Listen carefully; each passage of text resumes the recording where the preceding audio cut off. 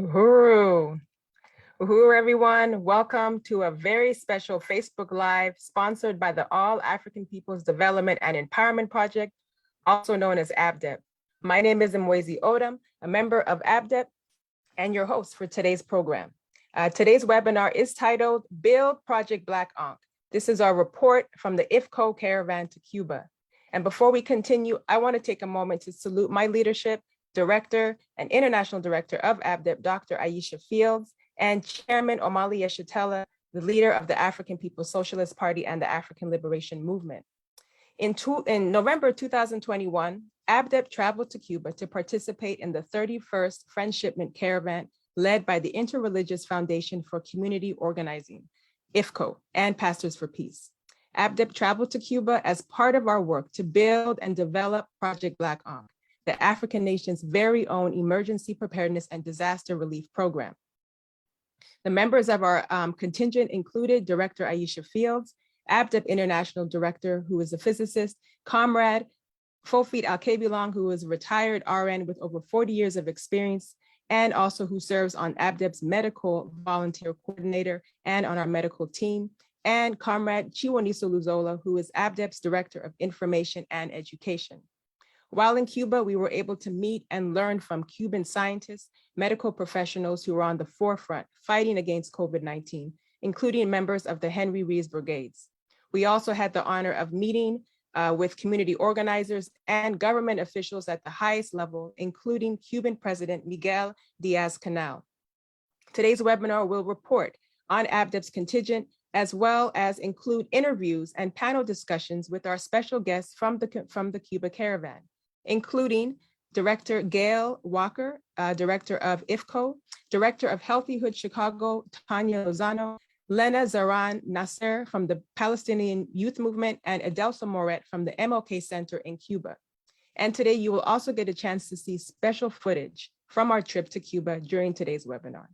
I'm excited about today, and I hope you are too. And we will have a brief Q&A section near the end of our program. So please submit your questions and your comments throughout the webinar so we can forward those to our panelists. And if you haven't already, please like and share today's webinar throughout the whole webinar so we can continue to show the world what we have done and where we are headed. But now, before I continue, I want to just take a quick moment to give folks and our viewers a chance to understand the history of ABDEP and of Project Black Ankh. So as the slides are being pulled up, I'm going to share a little bit about the history, as I said. Thank you, Comrade. So ABDEP was, and we can go to the next slide.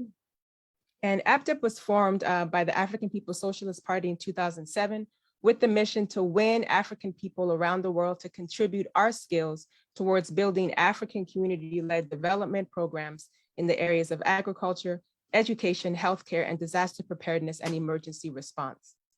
Next slide. Chairman Amalia Shatella reminds us of the revolutionary strategy that ABDEP was formed to carry out.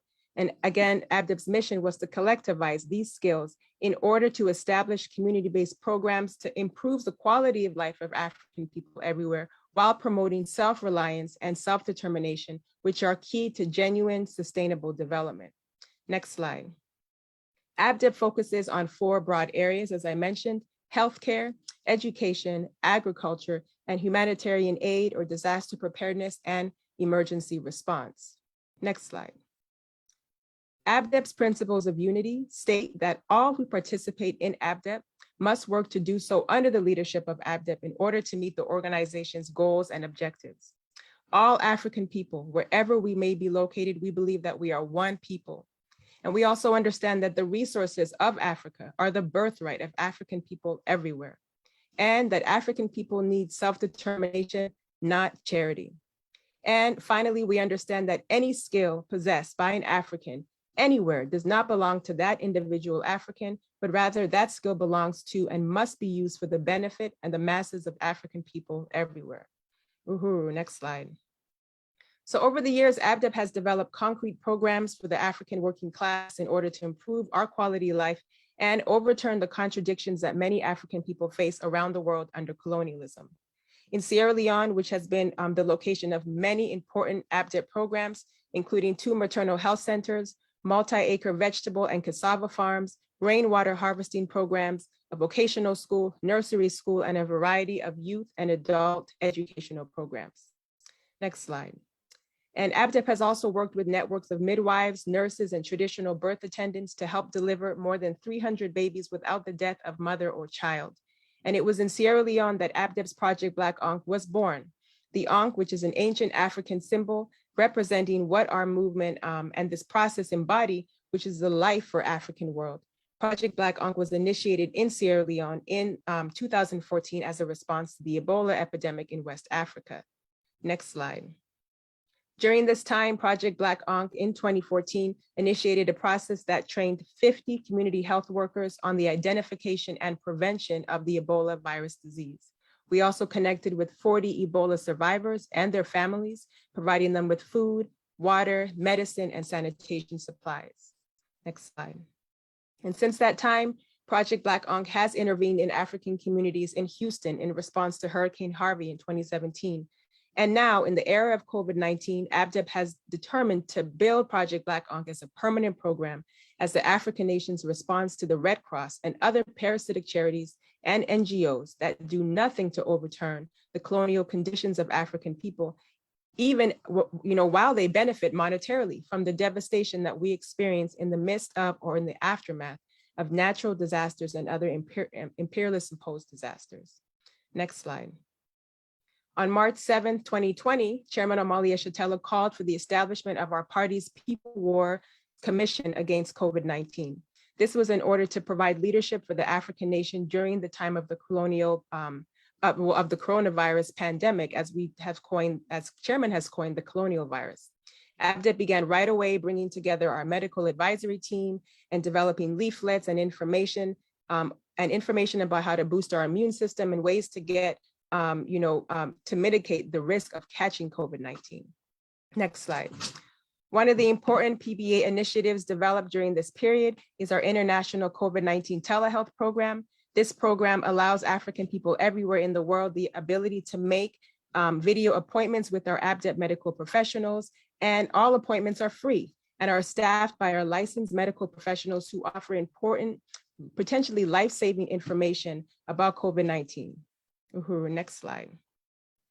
And inspired by the revolutionary Cuban people and government, we are now developing plans, like we said, to create our very own Project Black Ankh medical response teams, modeled by the Cuban Henry Rees Brigades. The Henry Rees Brigades are the contingent of Cuban doctors who are specialized in disaster and serious epidemics, which have been deployed all around the world to combat major health crises. ABDEP's our contingent to the 31st Friendshipment Caravan in Cuba was an important strategy for us to further the goal of building Project Black Ankh and to its full potential, and as we'll learn about more today. And now, this is the time for us to launch the worldwide campaign to recruit African people with the mission to build and implement Project Black Ankh. Uhuru. So we're going to stop the slide here. And I just want to say that ABDEP seeks individuals, right, with an interest or skills in disaster preparedness or emergency response, and who want to participate in training African people as well as medical professionals who want to be a part of the process to build our very own medical response teams. So Project Black Ankh is a legitimate rescue for African people because it is a part of building our African self-determination. So uhuru, and thank you for that time. And now I'd like to introduce the ABDEP International Director Aisha Fields, who will give an overview of the trip to Cuba and why we have organized today's webinar. But first, just a little bit about Director Aisha. Director Aisha is an applied optical physicist and the International Director of ABDEP, which was founded in 2007. She is, as the director of ABDEP, she is responsible for coordinating African community-led healthcare, agricultural, educational programs on the continent of Africa and in African communities worldwide. Under her leadership, ABDEP has built, again, clean water systems, vocational and nursery schools, community farms, maternity centers, and a variety of youth and educational programs. Currently, Dr. Aisha serves as the chair for the International COVID-19 Telehealth Program of ABDEP's Project Black Ankh, and is coordinating the development of medical teams and outreach efforts aimed at providing the Black community with information and medical care during this time during our global pandemic. Despite the grave conditions of existence faced by African people around the world, Aisha believes that sustainable development for Africa and African communities is possible, but only through self-reliance and self-determination. And she is the proud mother of 3 beautiful children, and it is an honor to work under her leadership. Welcome, Comrade Director Aisha. Uhuru, Comrade Mwezi, thank you so much for that introduction. And thank you so much for your overview. I just really want to appreciate everybody who's joining us today. And before I get started, I want to salute my leadership, the chairman of the African People's Socialist Party, the leader of the International African Revolution, that is Chairman Omali Yeshitela. I want to salute the chairman, salute his leadership. I also want to salute the leadership of the National Central Committee, the entire National Central Committee of the African People's Socialist Party. And I want to appreciate again everybody who has joined us today. And I'm really excited about the webinar that we have organized for today, because we're going to have the opportunity to connect with new friends. We're going to learn about some of the great things that are happening in Cuba right now, and how this recent trip we participated in to Cuba is a step towards advancing the work to consolidate and really build Project Black Ankh as the African nation's response in disaster preparedness organization. The Uhuru movement has always held high the Cuban Revolution. Our 50-plus-year-old revolutionary journal, The Burning Spear, founded by Chairman Omali Yeshitela, is a reservoir of articles that bear testament to the appreciation that we have for the support and solidarity that Cuba has historically shown to the African Revolution. We recognize that the Cuban Socialist Project is an important challenge to colonial capitalism, and it's also a great example to African people for what it is to be done. As a development arm of our party and movement, APDEP has always seen Cuba as an example of what genuine, people-led, people-centered development looks like. From its unmatched medical professionals and top-notch free healthcare system to its emergency response, education, and housing for all, there is so much that we have always wanted to learn directly from the Cuban people and government, and this trip gave us an incredible opportunity to do that. As has been said already, our primary interest in traveling to Cuba this time was to learn how Cuba has successfully addressed the colonial COVID-19 pandemic and to begin establishing the relationships that we need in order to develop our own response teams, our own medical response teams, trained in the Cuban model of natural disaster and epidemic response. As you're going to see in this program, this trip helped us to make headway towards achieving this goal. But it also allowed us to open up the opportunities for so much more, things that we didn't anticipate, but that we think are positives, are real wins from this particular trip. Today, we're going to not only hear from APDEP, but we're going to hear from IFCO. We're going to hear from representatives from the Cuba MLK Center, Healthy Hood Chicago, and the Palestinian Youth Movement. You'll get a report on where we stand with all of the goals we set for our trip and the way forward. And if you haven't already done so, you're going to be given an opportunity to join APDEP to help us to build Project Black Ankh with your skills and with your talents and your resources. So without further ado, I'm going to turn it back over to Comrade Mwezi, who's going to help us get started with our first discussion. Uhuru, Comrade Mwezi. Yeah. Uhuru, thank you so much, Director Aisha, and for your leadership around this question and where we are today with APDEP overall. So I want to, just say let's get started. We're going to move on and engage with one of our first interviews. This one is with Sister Gail Walker from IFCO. She's the IFCO director. And unfortunately, Gail was unable to join us for today's webinar due to a conflicting other event, but nonetheless, she wanted to contribute to today's summation and report. And so we have a pre-recorded interview with Director Gail and Director Aisha. But just a little bit about Gail. Gail Walker worked with IFCO from 1987 to 2002 as Director of Communications that led and co-led the 1988 IFCO delegation to Nicaragua that resulted in the formation of the Pastors for Peace project. And after working as a journalist and communications professional in print, video, and radio, Gail returned to IFCO as the director in 2011. So we want to salute you, Director Gail Walker, and we hope that everybody enjoys this video as we pull it up right now. Uhuru.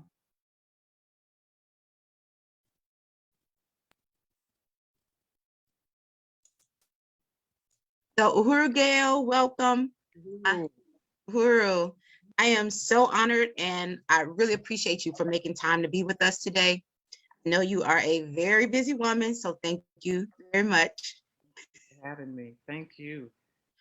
Well, we thought it was really important for us to start this program with you as the IFCO director so that our viewers can really understand what this trip to Cuba was all about, to learn about the history of IFCO, IFCO's history of building solidarity with the revolutionary Cuban government and people, and the history and purpose of the Friendship Caravan specifically.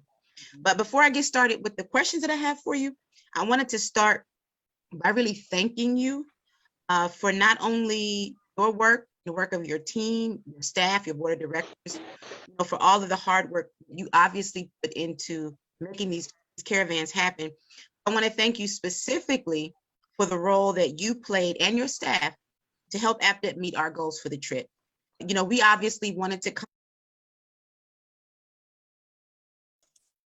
Okay, I just see that we have some issues with the not with the audio, but with the video. So if you which we're trying to resolve, if you can just take in the audio for this video, and then we will try to play it again. So Uhuru Gail, welcome. Uhuru, I am so honored and I really appreciate you for making time to be with us today. I know you are a very busy woman, so thank you very much. For having me. Thank you. Well, we thought it was really important for us to start this program with you as the IFCO director so that our viewers can really understand what this trip to Cuba was all about, to learn about the history of IFCO, IFCO's history of building solidarity with the revolutionary Cuban government and people, and the history and purpose of the French shipment caravans specifically. But before I get started with the questions that I have for you, I wanted to start by really thanking you for not only your work, the work of your team, your staff, your board of directors, for all of the hard work you obviously put into making these caravans happen. I want to thank you specifically for the role that you played and your staff to help APDEP meet our goals for the trip. We obviously wanted to come to Cuba just like everybody else to learn about realities in Cuba, but we also have very clear organizational goals for the trip, directly tied to our intentions to build Project Black Ankh as the African nation's own emergency response and disaster preparedness organization.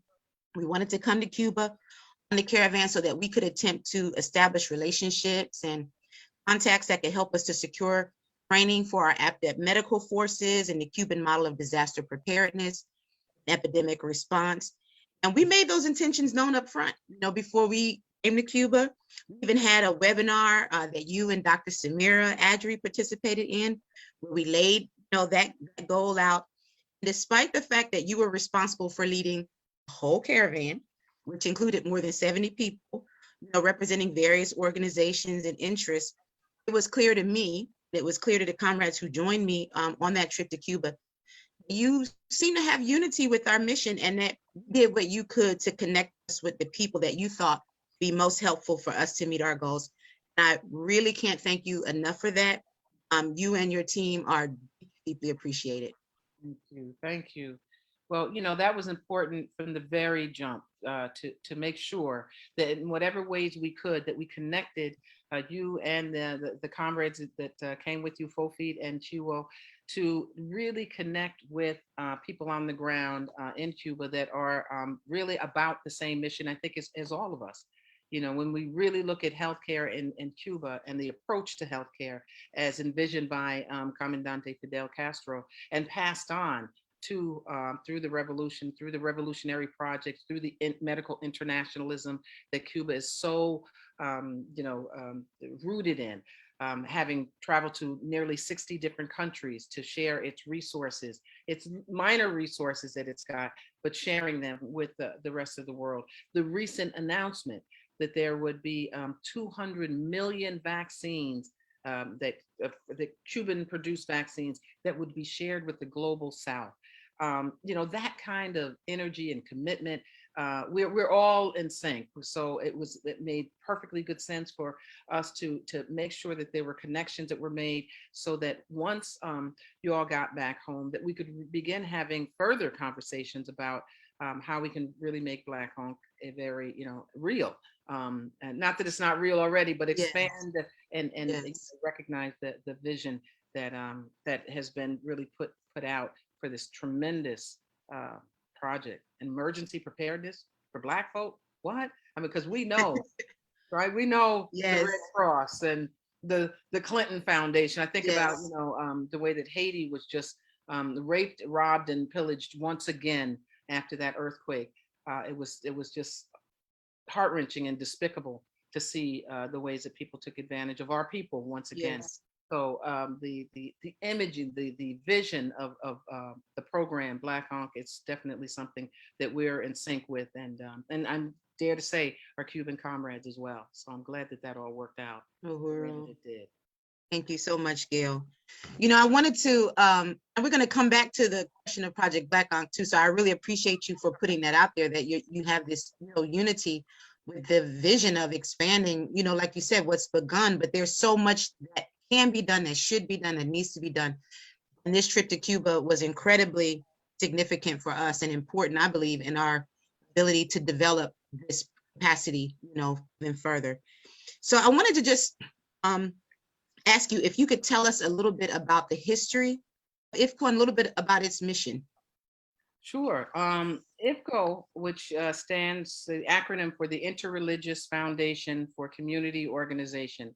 It got its start back in 1967. There were faith-based, you know, radicals. I mean, folk that really wanted to do revolutionary work, but were motivated through their own personal faith journey. And my father, the late Reverend Lucius Walker, was the founding director. And so I grew up with IFCO as a kid. So I kind of, it's in my DNA a bit. While I'm not a pastor, he was also a community organizer, a social activist, and you know, social worker, really a teacher. He wore many different hats, but was really committed to the idea of how do we take you know, our society's social ills and really try to find solutions rooted in the neighborhood, meaning that this wasn't somebody who was coming in on some kind of whatever, white, brown, black horse to save the day, but that we were working with people in community who are identifying struggles and then working to address them. So that happened on the local level, national level, and then, you know, we've also done work internationally, but it's always been about collaborating with people and working to improve conditions and to work for the issue of self-determination and justice. And so our mission has always been sort of driven in that way. The people who participate in our programs don't necessarily have to be Christian. They don't have to be religious even. They just have to be people who are committed to fighting for justice and respecting that there are people who come to this as because they're people of faith, and there are people who come to this because they're people of conscience. Whatever the case may be, that we can all work together and really try to achieve the challenges, the changes that we need to address the challenges that our societies face. Thank you for that, Gail. Could you say a little bit more about the caravans? Why Cuba? And what is the goal overall of the Cuba Caravan? Thank you. That's a perfectly good question because, yeah, how do we get to Cuba? People always say to me, are you Cuban? No, I'm not Cuban, but there's a real affinity that I think people who struggle for justice appreciate about Cuba. Its approach to health, education, really putting people first. The things that we experienced while we were on the caravan, seeing the ways in which the rights of the people are always paramount. And how is it that those resources, the limited resources that exist, can be shared with everyone? But Cuba's really its focus on healthcare and providing free and affordable healthcare to the entire population. Its commitment to provide educational opportunities for as high up as folk want to go, as long as they're really demonstrating that passion and commitment. Providing housing, you know, I mean, the kinds of things that we here in the United States, particularly those of us who, you know, just walking the streets of any city or rural area, see the challenges. Cuba's addressing that in a way that's a model and something that we revere and appreciate. And we wanted to make sure that this was something that the rest of the world understood, and to push back against the lies and the misinformation, which is so prevalent when it comes to Cuba. One of the things I really appreciated too was, you know, learned so much in Cuba from the Cuban comrades that we connected with and met with and learned from, and, you know, had an opportunity to, you know, to build with. Also from the fellow, like you said, fellow Caravanista, you know, in this program, we're going to be joined by Comrade Tanya Lozano from Healthy Hood Chicago, and also Comrade Lena from Palestinian Youth Movement. And I think that that was one of the things that I also found incredibly important about our participation in that caravan, was that not only did we make these incredible, like I said, contacts and interactions, had these incredible interactions in Cuba itself, but I think the relationships that we've established with fellow Caravanistas and their organizations, I think is going to be important as well. So I just think overall it was just a really important trip. And I wanted to ask you, because I don't know that many people in our viewing audience, I don't know if they're aware of IFCO's role that you play in administering scholarship program that has been established by the Cuban government that allows U.S. citizens to study medicine for free in Cuba. Could you tell us a little bit about that program and also the role that IFCO plays in administering it? Sure. Thank you. Thank you again, Doc. I appreciate that. The ELAM, this is the Spanish acronym for the Latin American School of Medicine in Cuba, has a scholarship that offers young people from various 120 some odd different nations the opportunity to come and study medicine at the university under full scholarship, with the only commitment being that upon graduation, they will return home and serve in underserved communities. And we have had the great honor, IFCO, of being the entity, the organization that fulfills this process of identifying candidates and then recommending them to Cuba to receive these coveted scholarships. So approximately, we're now dealing with approximately 10 slots per year. You do not need to be Spanish speaking to apply to the program. We encourage people, if this is the passion that you have and you're not able to pay the, $200,000, $300,000, tuition to go to med school, and also are committed to being a physician that really does put people first, that really is, a patient-driven healthcare system that you're, relating to, ELAM is a real option. There are steps that one has to go through, and certainly they can find that out by checking out our website, which is ifconews.org. But it's a great honor to be a part of that project, and we're just tremendously humbled and gratified at Cuba's offer to train our young people in the way that they have done. So that's a program that's near and dear to all of our hearts. It's near and dear to my heart too. I have a real connection to that program, and that my mom was a student in that program, and that I'm really looking at encouraging my daughter, who wants to become a doctor, to attend that program. When it makes sense. She's going to be graduating high school this year, and I just think that this is a program that, if you are, I'm speaking to Africans right now, if you're an African in this country who recognizes that you have a responsibility, not to become a doctor because you want to be wealthy or because somehow set apart from your community, but because you recognize that you would have an opportunity to contribute to the health of our people, then I can't think of another program that would be a better fit for you. And so I just really think that this is an incredible program, an incredible opportunity and gift that has been given by the Cuban people to participate in. So, and I really want to appreciate IFCO's role in identifying and administering this program. So I really want to appreciate that. And I think a good connection, just because we're going to be winding down now, I've got like 2 more questions for you. I think was a good segue to what I want to kind of ask you now. I'm going to preface a little bit. And so, as you know, APDEP was established by the African People's Socialist Party, and which is led by our chairman, Omalia Shatella. And our mission is to organize African people with skills in education, agriculture, healthcare, and disaster preparedness, so that we can harness those skills towards the struggle for African freedom and self-determination, which for us means we have to do what the Cuban people have done, what they've already done. We have to make the revolution that will allow the masses of African people to recapture to capture our land, labor, our resources, and to govern ourselves again. Our work to build Project Black Ankh is about making sure that African people have the ability, under the leadership of the anti-colonial movement for African freedom, to respond to the needs of our people anywhere around the world when there are disasters and other kinds of emergencies.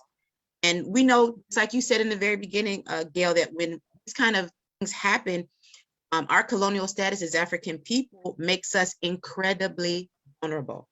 You know, so my question then is, can you say what you think about our mission as AFDEP and Project Ankh? And are there ways that you could see a greater relationship being developed between AFDEP, IFCO, ELAM, medical students, staff, or even the Cuban healthcare sector that could be mutually beneficial for advancing all of our interests? Absolutely. I can definitely see that and envision that and look forward to trying to work with you and others to bring that to fruition. You know, one of the things that we've been having conversations about, and I'm so excited that Tanya Lasano will be on the line with you, and we'll be able to speak about, you know, the incredible work they're doing in Chicago, and what a dynamo, you know, she is. But there are so many places, I mean, you know, of course, across the country that are in need of Black Ankh, that are in need of, you know, this kind of approach to medicine. And so we're looking at the possibility of partnering with people in at least 4, 5, 6 different regions of the world, hopefully in Chicago, and not the world, I'm sorry, the country, the border with Texas. We've been talking with folk down in North Carolina, in New York. So there are a variety of different ideas already germinating. And I think, you know, that the project Black Ankh is a natural, you know, I see that as us naturally connecting on that as well. The idea of bringing our, you know, Cuban trained ELAM graduates and students while they're, you know, on break, to really participate and be engaged in community health programs in our cities, in our rural areas, with our community, within our communities, is critically important. And that feels like that's part of that vision that Fidel had. You know, when the offer was made to educate people at Elam, the reason was because there had been a terrible hurricane in Central America, and it hit Nicaragua, El Salvador, probably Honduras, that whole corridor, and it was you know, devastating. And so Cuba did what Cuba typically does, and it sent doctors to help. But then Fidel said, let's take this a step further. Rather than just us coming in, we need to train young folk to come back and do work in their own community. So that whole concept of, if you give a person a fish, they'll eat for a day, but if you teach them how to fish, they'll eat for a lifetime. That's really what Elam is all about. And that's what, in my opinion, Black Ankh is very much connected to that kind of a mindset. And but absolutely, I think that there are a lot of different directions that we can and need to go in terms of what we can do for our own communities. And I look forward to continuing that path and working with you all on that. Uhuru, Gail, thank you. So before we wrap up, I just want to ask you if there's anything you want to share before we let you go. Well, I just want to tell you all, and all of you at that, just how much I appreciate the work that you've been doing. I appreciate learning. Anyway, I don't want to go on a big long tangent here, but just some of the materials that were sent to me prior to this, it's just helpful to really look at ways in which we can continue to learn from each other. There's another caravan coming up this summer. So we're going to encourage as many people as possible to join us. And so those of you like yourself and the rest of the comrades who were able to come, and of course, Tanya and Lena, who I want to say, give a little shout out to, a virtual shout out to, wish I could be there with you, but so proud that you're representing in the beautiful way that you do. But there's so many different folk that really need to have this experience. And so we're hoping that people will encourage others to join us and come to Cuba this summer. And they can always get more information, as I said, on the website. But we'll be heading down in July. So July pretty much 16th through the 30th are the dates. And so that's definitely on the agenda. Lastly, this very same night that we are having this program, we'll be honoring my dad, the late Reverend Lucius Walker, by presenting community achievement awards in his name. It's a way of lifting up the memory of the work that he did, but also continuing to support people who are out there and putting their lives on the line and out there doing the work that's really needed to create that better world that we're all searching for and trying to make happen. So that's what I got to say. And just thank you for being you, and thank you for the incredible work that you all are doing. And I look forward to continuing to work together with you. Thank you for organizing tonight's event. Deeply appreciative. Thank you, Gail. We really appreciate you. I salute you, salute your team, salute your work, memory and work and legacy of your father. And I look forward to continuing to work with you, Comrade Gail. Thanks again for joining us. I really appreciate it. Thank you. Thank you so much. And thank you to the entire team. Chiwa and Fofi. Go. Yes. Uhuru. Uhuru, Gail. Uhuru. Wow. What a powerful interview.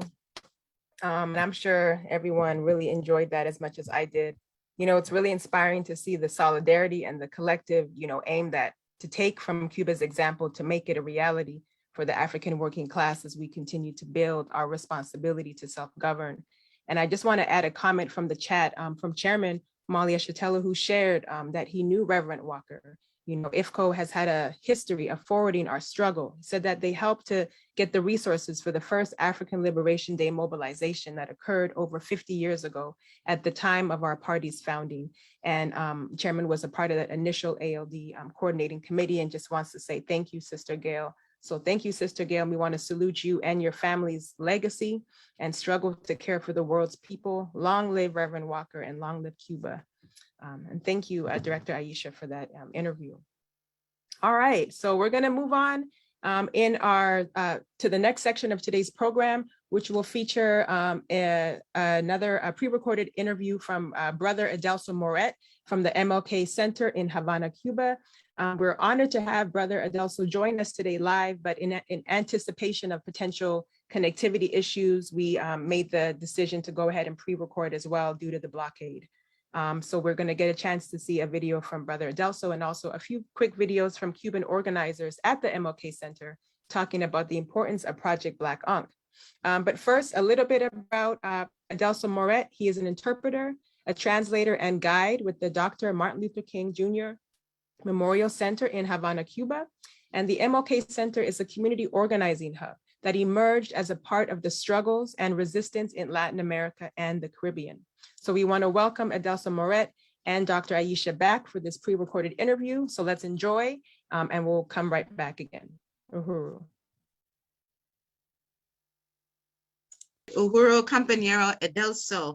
It's really good to have you with us today. And I just want to say that I really appreciate you for making time to be a part of this event, which is summing up our experiences in Cuba as part of the IFCO Pastors for Peace 31st Friendship Caravan. I think it's so important that we have you with us, joining us from Havana, Cuba, to talk to us not only about all of our experiences during this recent trip, but also to talk about some of the realities in Cuba our audience should know or understand.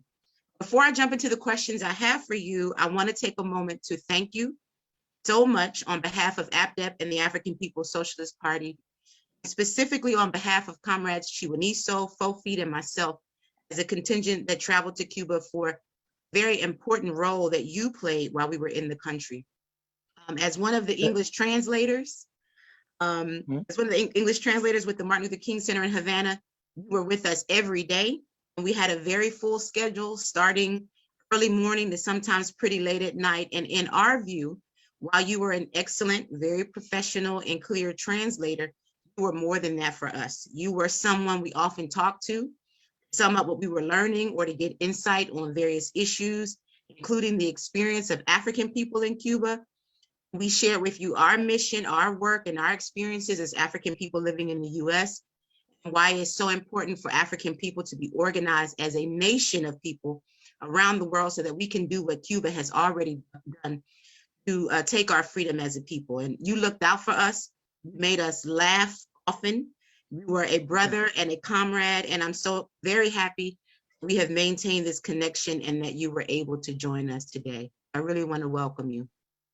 Okay, the honor was mine actually. You are just offering your solidarity and support to us. You are like the window we need within the US for people over there to understand what is really going on here. So it's important that when you come to Cuba, you become our voices there in the United States, and you get with you back there, as you said you will, what you saw here in reality, the good things, the bad things, the things we need to improve, but your solidarity and support should be the bridge to do all this. So I am the one who really thank Cuba, their people, for doing what you're doing for us. Thank you very much. We appreciate you, Comrade Adelso. Thank you for that. And before we get started, I have quite a few questions for you, but I wanted to ask you if you could say something about, a little bit about yourself, and a little about your history, your family's history. I know I'd asked you about your last name, and I wondered if that was French, and you gave me some interesting history, the connection between African people from Haiti who traveled to Cuba. Could you tell us a little bit about yourself and a little bit about that history? Yeah. My name is Edelso Moret Darcourt. I'm pronouncing it the way you say written. My last name, Moret, actually in French, the T is not pronounced, but we pronounce it here in Cuban Spanish. And Darcourt is also French. So my father was from a central province in Cuba, Camagüey, and my mother was originally from Cienfuegos. They came to Havana, and I was born here in Havana. But then, after the Haitian Revolution, many people from Haiti came to Cuba. What I found out is that that region of Camagüey, the eastern part of Cuba and the central part of Cuba, received a lot of people from Haiti. So there is no doubt that my last names are coming from that heritage. But I majored in English. And then also we had some courses, some translation and all that, history of the English-speaking people. I was working at the International Institute of Journalism here in Havana when I got acquainted directly with Martin Luther King Center. In the year, I think it was it has been quite a long time, almost more than 12 or 13 years ago. And I got acquainted with the work of Martin Luther King Center. I knew what they were doing, but I even regret not having approached them before, But then I heard that they were needing interpreters, and I just went there for an interview and all that. And after I entered at Martin Luther King Center, when I became part of them, it was just a new family. You notice at Martin Luther King Center the way we are there. We just behave like family. And then when you read about Martin Luther King Center, what they started doing in the neighborhood, it's a Baptist, it emerged from a Baptist church in a neighborhood that was a working class neighborhood, mostly Black people, mostly practitioners of Santeria, Cuban religion with African origin, and they were Baptists. So maybe somebody would wonder, what is a Baptist church doing here in this neighborhood? They were there before the revolution, you see? But the approach from Reverend Suarez was, okay, this is a neighborhood that is needy, and we are just officiating within the walls of the church. We need to go out. And they started reaching out into the neighborhood. And they didn't ask anything in return. They didn't tell the people, change your religion, stop believing in what you're believing and come to my temple. No, nothing like that. It was just, an amalgamation of ideas and faith in order to improve the life of the neighborhood. And what started there in that neighborhood is now all along Cuba in with the two networks the Martin Luther King Center has, because we realized that if we are still having uh, a structure in society that is just vertical, waiting for orders coming from above, telling us what to do. And if we don't organize at grassroots level horizontally, saying that everyone has a knowledge, that everyone can contribute, that everyone can do something for his or her neighborhood, for their neighbors, for their schools in the area, for the hospitals, for the clinics, everyone can have an incident. That is what Martin Luther King Center is fostering in one of their areas of work. Besides this work of solidarity, that is where you came in. They have several areas. And then when you see yourself in a place like that, you say, well, I'm part of something that is working. I'm part of something that is just playing an incidence and a role in society. So I'm very happy to be working there at Martin Luther King Center in that regard. That's me. Uhuru. Thank you so much. I really appreciate you sharing that. And I think, I want to ask you to say a little bit more maybe about the MLK Center and the role that it plays in the IFCO Caravan in Cuba. Can you say a little bit more about that? Yes, yes, I will send you precise information on that, but I can tell you that Reverend Suarez met Lucius Walker in Nicaragua because Lucius was there in Nicaragua to be a witness of what was going on during the dirty war of the US, the Contras against the Sandinistas and all that. And when Suarez saw what Pastor for Peace were doing there, he told Lucius, you need to come to Cuba. And next year, Lucius came to Cuba. And then they saw what the US was doing with this uh, policy of the blockade, that even though some citizens in the US call it embargo, it's not an embargo, it's a blockade having even international implications. And then Lucius came to Cuba. He saw what is was happening here due to that policy of the blockade. And he decided to start the solidarity brigades and campaigns, bringing the things we were needing at the beginning. It was medical equipment, computers for the schools, buses for the people, for schools, for hospitals. And it was also when you see those films, the beginning of those caravans, trying to get to Martin Luther King Center with the help they were bringing, that struggle in the border of the US and Mexico, that struggle in Mexico, what they were doing, putting themselves in danger in order to help us. We need to do something for that. I mean, we cannot. That's why we do what we do for Pastor for Peace openly and with our hearts, because we acknowledge all the things Pastor for Peace started doing, being hosted by Martin Luther King Center here in Cuba.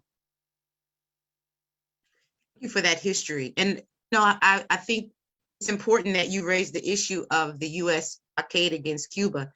And many people in the US are either unaware of this blockade or don't know how deeply it affects the Cuban people on a daily basis. I think really, if we're to sum it up, we have to see this blockade as nothing less than an act of economic warfare being committed by the US government against Cuban people in order to attempt to foment political instability on the island. Can you talk to us about your experience living under the blockade and how it affects you and the Cuban people as a whole on a daily basis? First, for example, right now, my daughter needs to be submitted to a surgical operation in her throat. Tonsils and all that need to be removed. We need antibiotics something that could be very simple everywhere, impossible to get in Cuba. And then just last Thursday, I met with the doctor for the evaluation of the whole procedure and all that.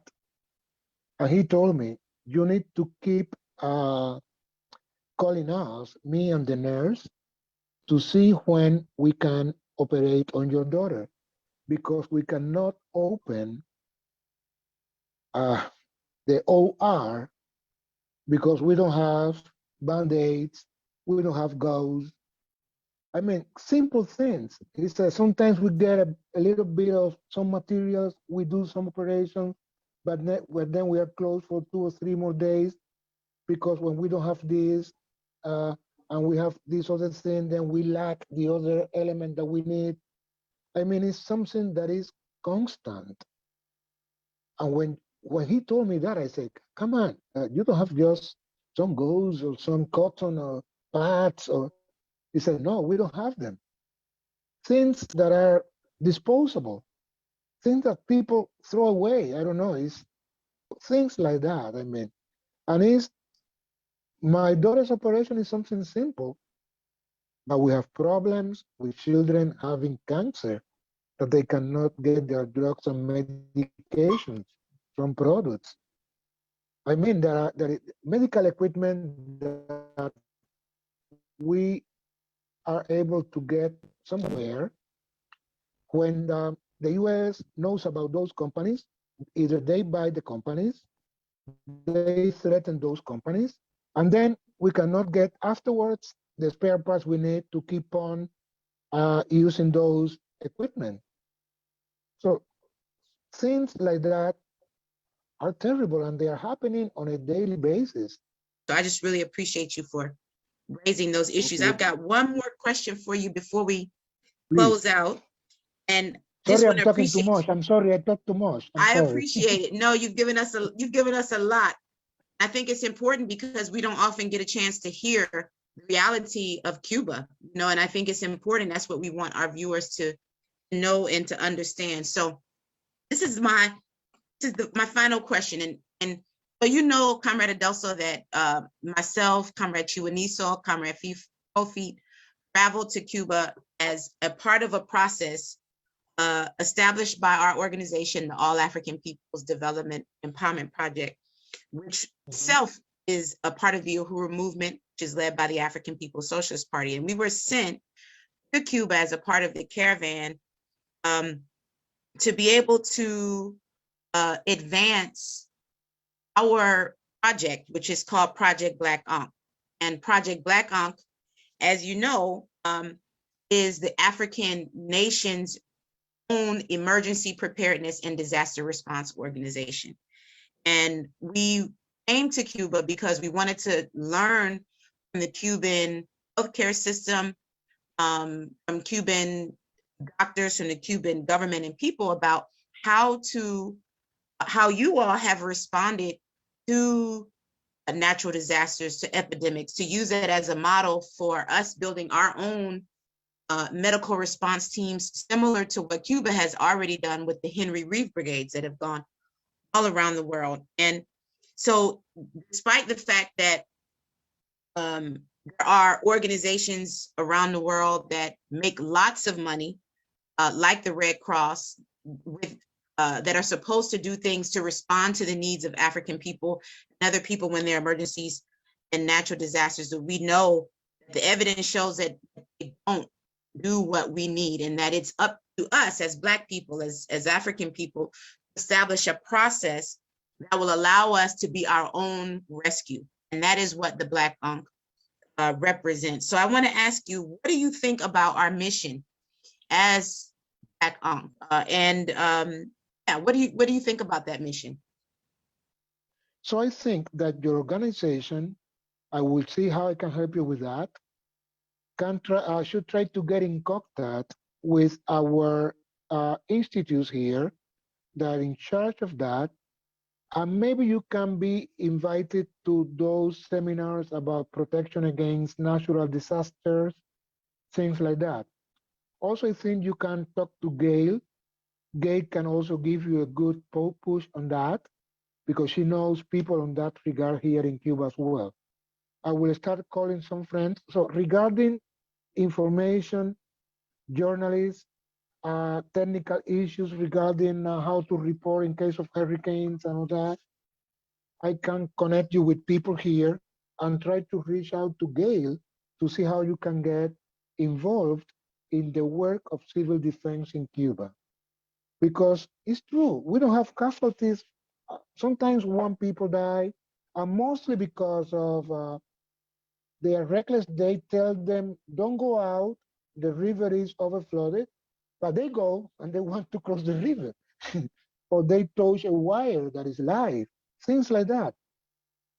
I mean, they are undisciplined and they suffer for that. But normally we don't have many casualties whenever there is a natural disaster in the Caribbean. You can see that in the news. Even, I mean, the Henry Reef Brigade started because of that, because Hurricane Mitch in Central America hit some countries, and the Cuban government decided to send doctors there to palliate the situation, to assist those people.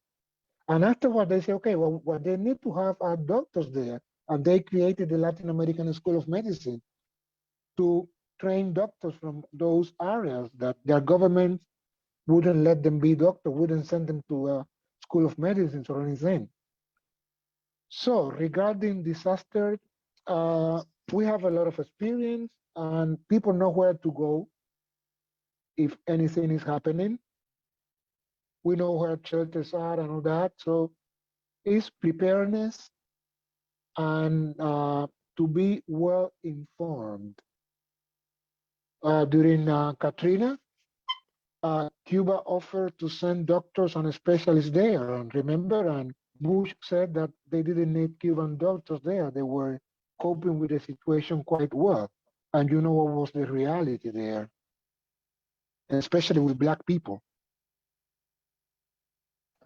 That's right. Mhm. Well, I really appreciate that response, and I welcome wholeheartedly your invitation Okay. to I mean, it has help been a us. pleasure to see you, my dear. Oh, man. Oh, Your it's been a smile is pleasure. so welcome. I mean, so warm. Oh, my. I wish I could be there with you guys. Oh, come on. We want to be there Oh, with my. you, Comrade Adelso. So Okay, yes, let's see so what happens. Let's see. we hope to be able to be in your company again at some point in Okay, the I near hope so. future. Before I let I you hope go, I so. want to ask you if there's any last thing you want to say for our audience before we close out. The thing that we always say to people in the United States, please always try to be well informed about the real situation between Cuba and the United States. Try to find alternative media to get really informed. And don't listen to your government when they tell you not to travel to Cuba. Okay, come to Cuba and see things for yourselves. All right. That's the message. Thank you so much, Comrade Okay. Adelso. Such a pleasure to have No, you. my pleasure, my dear, my pleasure. It was good. I know. Guru. Wow. Well, I just really want to appreciate that interview. And it's so clear from just looking at the relationship that was formed between the MLK Center and our comrades with ABDEP that this caravan really does support genuine relationship building and, you know, the uniting of our skills. So I want to salute you, Brother Adelso, for your leadership. And thank you for also sticking with us, because I know you are here with us live. And for the question and answer portion, we're grateful for you to stay with us. And for those of you that are just joining us today, we welcome you to ABDEP's report from the 2021 IFCO Caravan to Cuba. Today, we are summing up this historic trip to Cuba and advancing the work of Project Black Ankh and getting an opportunity to meet those who ABDEP was able to form relationships with during this trip. So we want to appreciate those of you who are here. Please share this webinar, and please add your questions and comments to the chat on Zoom or on Facebook. And we're going to move into our next panel. And today, we are excited to introduce this next panel, which will include other caravanistas from this historic caravan. First, we have Tanya Lozano, who is an activist and health advocate and a community architect who is battling many challenges affecting the Black and Brown communities. As the founder of Healthy Hood Chicago, Tanya leads a robust portfolio of programs aiming to engage, educate, and empower youth and families in personal and community health, wellness, and social justice initiatives. Through her partnerships with Rush Medical Group, the City of Chicago, major brands, and other local not-for-profit organizations, Sister Tanya inspires sustainable, healthy lifestyles through co-sponsored programming, event production, creative engagement strategy, and community outreach projects. Tanya was most recently recognized as Chicagoan of the Year in 2020 and the recipient of the Red Cross Hero Award in the category of social justice. So we want to welcome you, Tanya Lozano. Thank you. And we are also honored to have Lena Zaran Nasir, who is joining us today on the panel. Lena Zaran Nasir was born in exile-occupied Tonkawa land, which is the sacred Apache land. And she's the organizer with the Palestinian Youth Movement, focusing on movement, security, culture, and building power through joint struggle. We want to welcome you, Lena, to today's program and welcome you back, Director Aisha Fields, who will once again be facilitating this section of today's program. So Uhuru comrades. Uhuru. Uhuru, Tanya, Uhuru, Lena. It's so good to have you both here. I want to thank you for taking the time to be with us today and to share with us your experiences in Cuba. And I think part of what made this trip so incredible for APDEP was the ability to connect with other organizers such as yourselves, you know, and hopefully we can continue to look at ways that we can work together, you know, based on the common ground that we have for all of our organizations. So I know Tanya is, she's rushing against the clock with a low phone battery. So I'm gonna jump to Tanya first, if that's okay, Lena. And I want to ask you if you could tell us a little bit about your organization, Tanya, its mission and the role that you play as its director. Sure. Hello, first of all, comrade Aisha, Kofi, Lena, all my Caravanistas. It's so nice to always be with you all and share space with you. So again, my name is Tanya and I'm the founder and CEO of Healthy Hood Chicago. Sorry, I'm at mosque right now and I've been here since noon and I didn't know I was gonna be here this long. But yeah, so Healthy Hood Chicago was founded in 2015 as an extension of a program called the Youth Health Service Corps, which I founded with my sister over 13 years ago. In Chicago, there's a 20-year life expectancy gap that exists between communities of color and affluent communities. It's actually the largest life expectancy gap in all of the nation because Chicago is historically known as the most segregated city in all of the country. So what we do with Healthy Hood is we try to take a holistic and a social justice approach to health and wellness in the Black and Brown communities of Chicago because it is a social justice issue.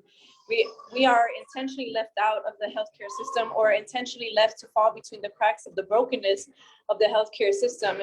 And we just, I think as a community, especially in Chicago, and feeling like there was just no relief during the pandemic, we just got to a point where we no longer could wait on the government, could no longer spend any more time begging the government to come to our relief here.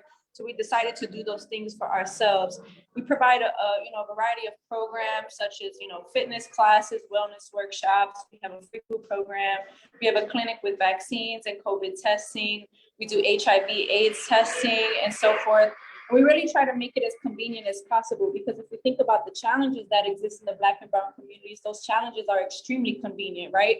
When you go to a grocery store in the Black and Brown community, that unhealthy food is right in your face, it's cheap, it's affordable, it's accessible. When we think about all the things that would be at preventative measures so that we could take care of ourselves and actually prevent ourselves from getting sick, those things are not convenient for us. They're hard to find, they're inaccessible. Most of the time, they're not even in our communities.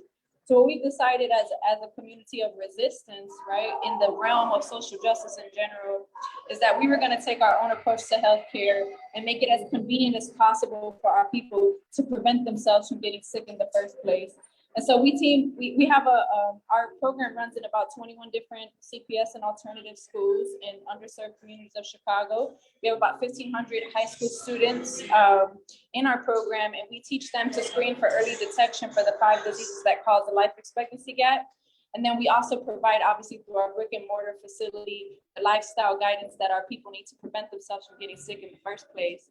So that's kind of like a broad explanation, right, of Healthyhood. So many initiatives have come as a result of having to shift to meet the people's needs, because we are a truly social justice organization and a grassroots organization. We're not specific to just one issue. We understand that we have to address the many issues that affect our community. So we have created many initiatives as a result, including our Get Your Mind Right program, which will provide free mental health services, our fitness programs, our free food programs, and ultimately our We Got Us campaign. But like I said, that's a broad definition. I'm sure we'll get into it, but I hope that was good enough. That's great, Tanya. I appreciate that, comrade. So why did you decide to come to Cuba, and what kind of lessons are you bringing back from the experience that we had in Cuba? I think the biggest lesson that I learned from Cuba is the power of a geographical base. When you think about the Cuban healthcare system, it's a 3-tier healthcare system, right? I'm sure we've learned of some of that on this call alone, but the first tier is the consultorio. The consultorio are the basic health teams that live on each, like in our country, you would say like on each block, right? And that's where a doctor or a team of nurses take care of the people on that geographical block. When the people get sick, they do not go to the doctor, but the doctor goes to them. And I think the importance of having someone from the community who understands the challenges that you face in your community are the people who care for you when you go through things like that. And so that was, we had learned of that. We had learned that from just studying the healthcare system, but then seeing it for ourselves, seeing it for myself out there, just realizing the power that we have in that, not just in the realm of healthcare, but when you think about just organizing your people in general, right? How you have a consistent relationship with them, that you're constantly talking to them and educating them about the issues going on in their community, but also caring for them, right? It's better than what the healthcare system right now provides, which is that you have to go out of your way. It's an inconvenience to go get a checkup. Instead, we want to check on people. And that's what the Cuban people really teach us. People have to be checked on. They have to know that they're cared for. That's what care is, right? And so bringing that back to the community, just instead of having folks come to our brick and mortar to receive resources, we're launching a door-to-door campaign where we're going to be knocking on the doors of our people, and putting together a door-to-door team where we bring the resources to their door. Like I said, to make it as convenient as possible, even to the point where instead of giving them free healthy produce, instead we're gonna make the meals, pre-make them, package them. So all I gotta do is throw it in the microwave, right? And that was one of the biggest things. The second biggest thing is that the Cuban people, against all odds, have been able to build their own things and take care of themselves, basically living off their own land. And it just makes you think, as a marginalized person, as a person of color, as descendants of a diaspora in this country, what is our excuse? Why can we not figure this out for ourselves? Why are we still waiting and begging the white man to do for us what we can do for ourselves? And so it just gave me the motivation to come back and stand more firmly and strong and confidently in the work that we're doing, and know that, it is righteous work. And I think that was like the biggest lesson I took from the trip.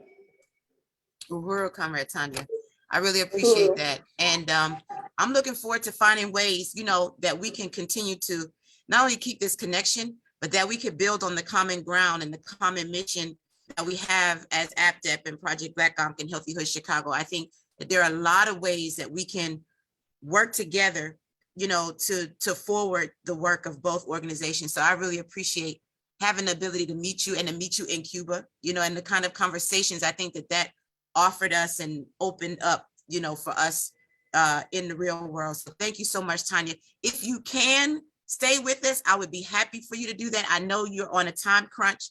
So if you need to go, that's perfectly fine. I got your number, and I'm going to be hitting you up. So if you can stay with us, great.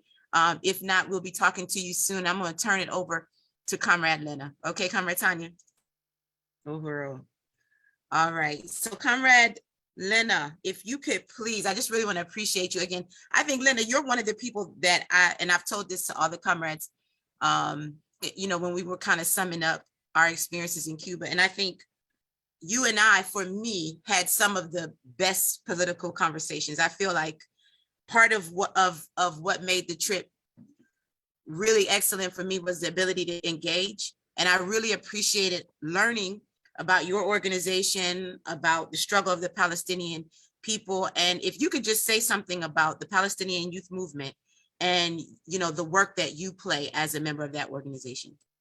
Yeah, of course. I first want to say thank you so much for having me on. I'm really honored to be here. And I definitely, one of the highlights of the trip for me was our conversations and some of our in-depth political conversations. So I feel that the Palestinian Youth Movement is a grassroots organization of Palestinian and Arab youth fighting for the full liberation of Palestine, of all the land and all the people. Our mission is to empower and politicize our youth so that we can take an active role in our liberation struggle, and to confront Zionism wherever we find it. We understand Zionism to be a facet of imperialism, and it's part of a general anti-imperialist project as well. And as far as my role in it, I've worn a lot of hats in the PYM over the years, but I think my kind of focuses right now are in security culture and in building power through joint struggle. Uhuru Lena, could you say why it was important for you to participate in this caravan to Cuba? Why Cuba? And what kind of lessons do you think that you drew from that experience that you can bring into your work in the PYM? Yeah, of course. I mean, I think in this current political moment, there aren't a lot of examples, unfortunately, of a socialist way of organizing society, right? And if we're really serious about finding a different, building a society where we relate to each other in a different way and relate to the earth in a different way, then we have to look at those examples. And Cuba offers us a really beautiful example of existing, like living example that we can go to, and we can see how that model works, and we can take those lessons learned and not, of course, you can't just take a lesson and apply it wholesale to your context, but how do you mold it to your context and for what makes sense for your struggle and for your organization. And I think it's also really important not to have those lessons filtered through our oppressors, but to go there and make, on the ground connections, people to people connections, especially in a place, I feel like that isolation that Cuba is experiencing and the kind of isolation that America wants for Cuba, I guess, and preventing people from coming to Cuba or making it really hard or scaring people not to come into Cuba. It's one of those things that I think makes it even more important to go there in person and to overcome that attempted isolation, I guess I should say.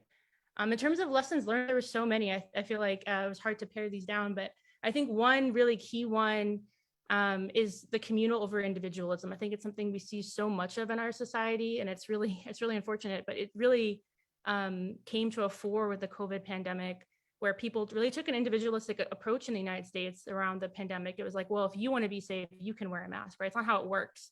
And so understanding that the communal, if you have to have a holistic solution to community problems, it can't just be based on the individual. And that's really something that, unfortunately, capitalism and neoliberalism and colonialism have really ingrained in us. And seeing how Cuba in particular handled the COVID pandemic, how high the vaccination rate is, what kind of procedures and protocols people do, and how everyday Cubans understand their role in protecting other people in their community was really, really powerful. So I think that's one piece. And then just at a higher level, I think also thinking about what does a democratic process look like?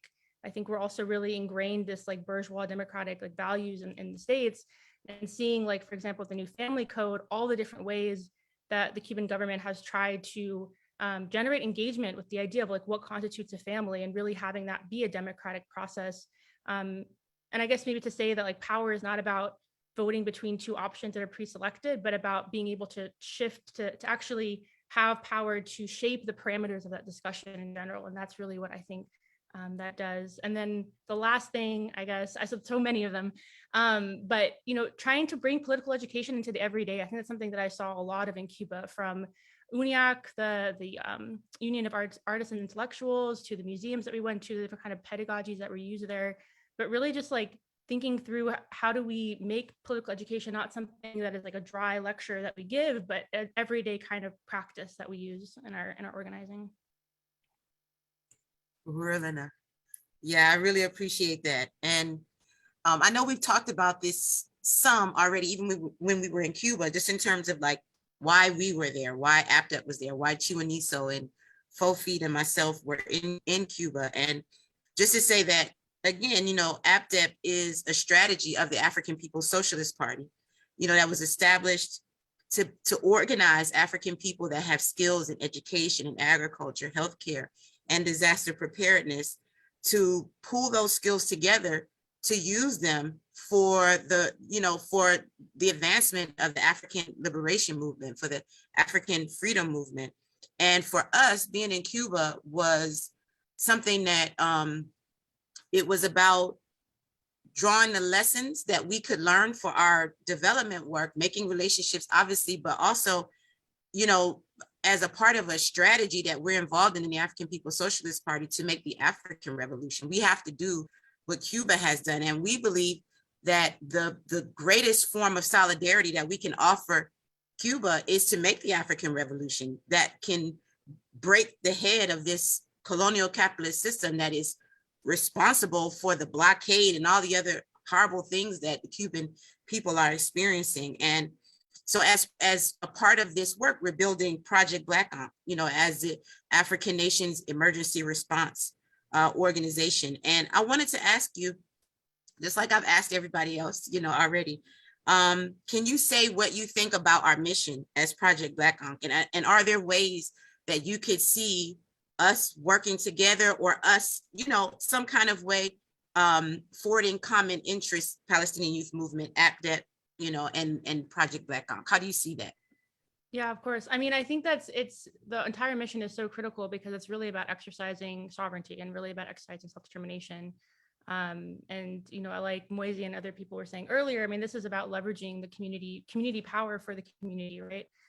That your skills are not just for yourself, but they are for your community. And I definitely, it resonates with me. So I think that's it's really critical role. And I think especially in a context like the so-called United States, where society is not structured for us. It's not structured for Black people. It's not structured for colonized people in general.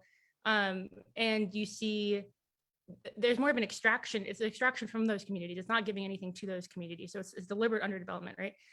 So in that context, it's so important to have culturally relevant, programming, things that will work for the community. And especially in the case like health, where colonized people are often seen as disposable. I mean, that's such an important piece. And, I'm reminded of, at one point, we in the PYM worked with, when the Syrian crisis was happening, one of the things that happened was that we had a lot of maybe well-meaning, but very patronizing white people, basically, that were coming to places like Greece and didn't speak Arabic, didn't understand how to work with the Muslim community, who were just, really taking a really terrible approach to the Syrian refugees. And it was a horrible crisis, and still is in Greece. And so part of our work was to, I wouldn't even say solidarity. I mean, that's our Syrian brothers and sisters, right? Our siblings in Syria, they're very culturally similar to us.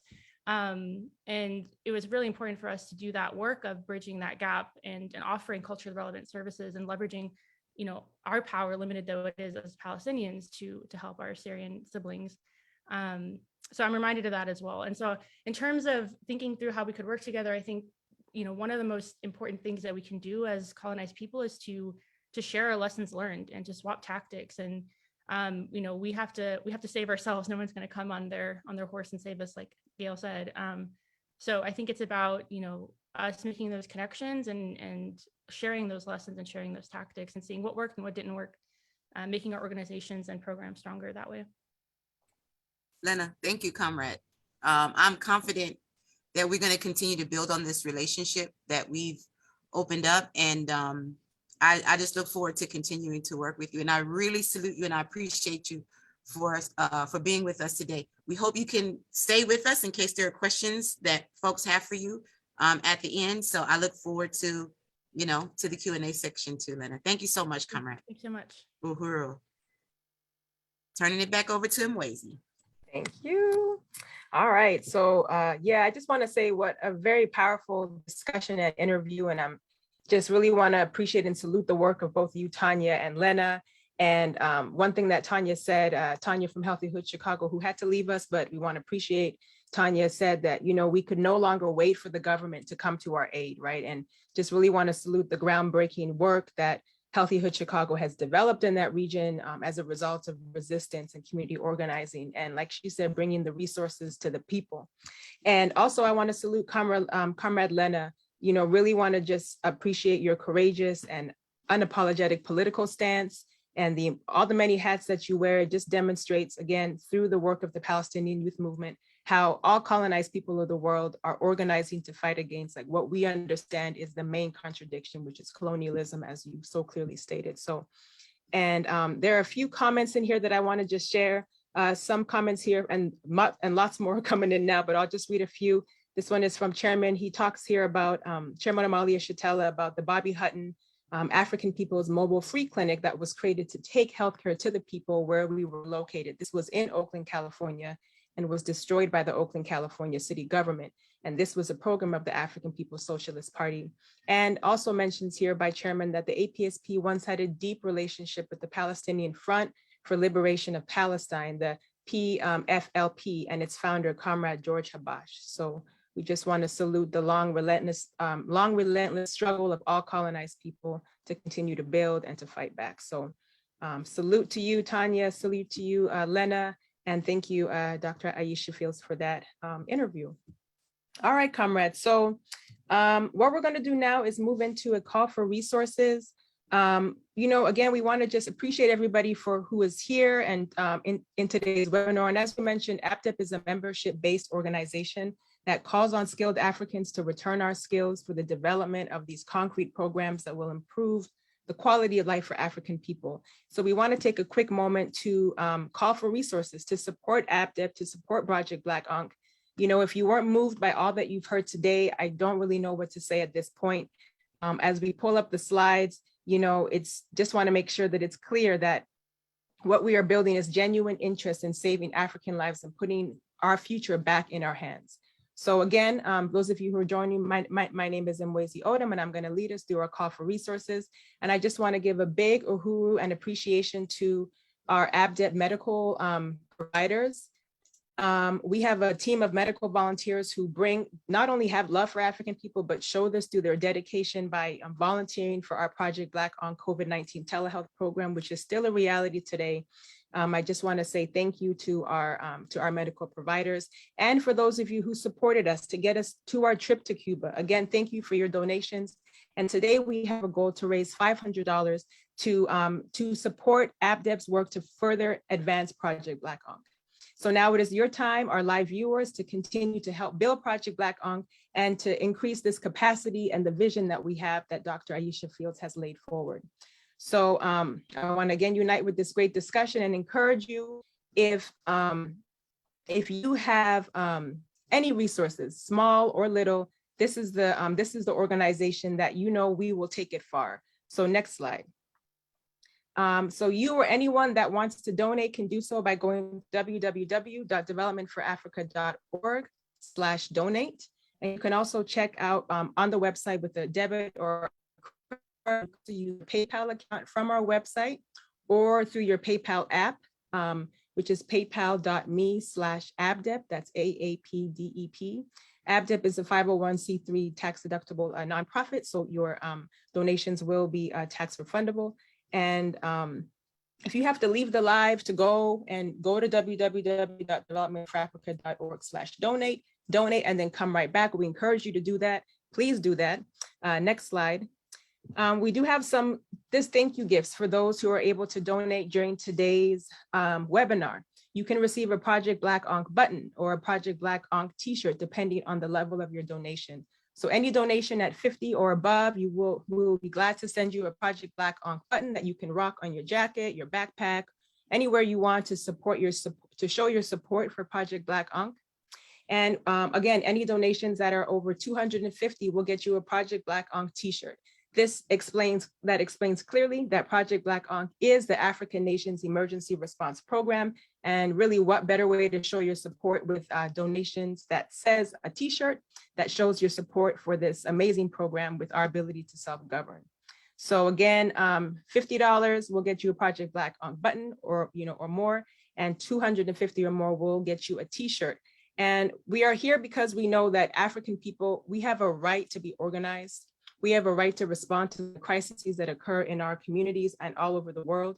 And we're here because we're inspired by our Cuban brothers and sisters, right, who have showed the world, that love for the people doesn't just include love for the people, but it includes real work, in the name of humanity and of human dignity. And we are here because Project Black Ankh, which was developed by the African People's Socialist Party and organized through ABDEP, has a commitment and a mandate to support African people, not only just now during the colonial, coronavirus, to give us quality information and support and medical, by our medical professionals, but also to support us where Project Black Ankh needs to go, which is through development of these disaster preparedness and emergency response programs. Project Black Ankh needs you, it needs all of us and our support to grow itself to capacity and take on the full responsibility for our future, our children, and every African on earth, because we are one people. Next slide. So again, Project Black Ankh is a dual program. It's a dual and contending power program that again is growing that capacity to provide healthcare and life-saving information.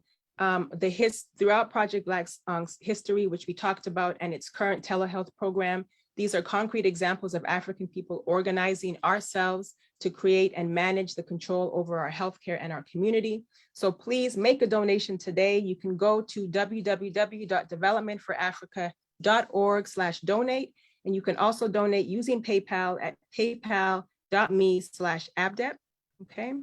And again, our goal is to raise $500 today to build Project Black Ankh. Go ahead, and if you want to make a pledge, you can go ahead and put that in the chat. And I want to encourage anybody who is watching today on Zoom or on Facebook to consider really what it means to give to Project Black Ankh by making a donation today.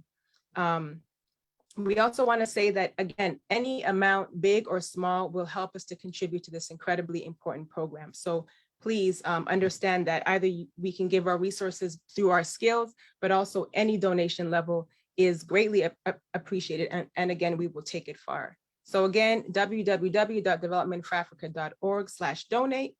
And next slide.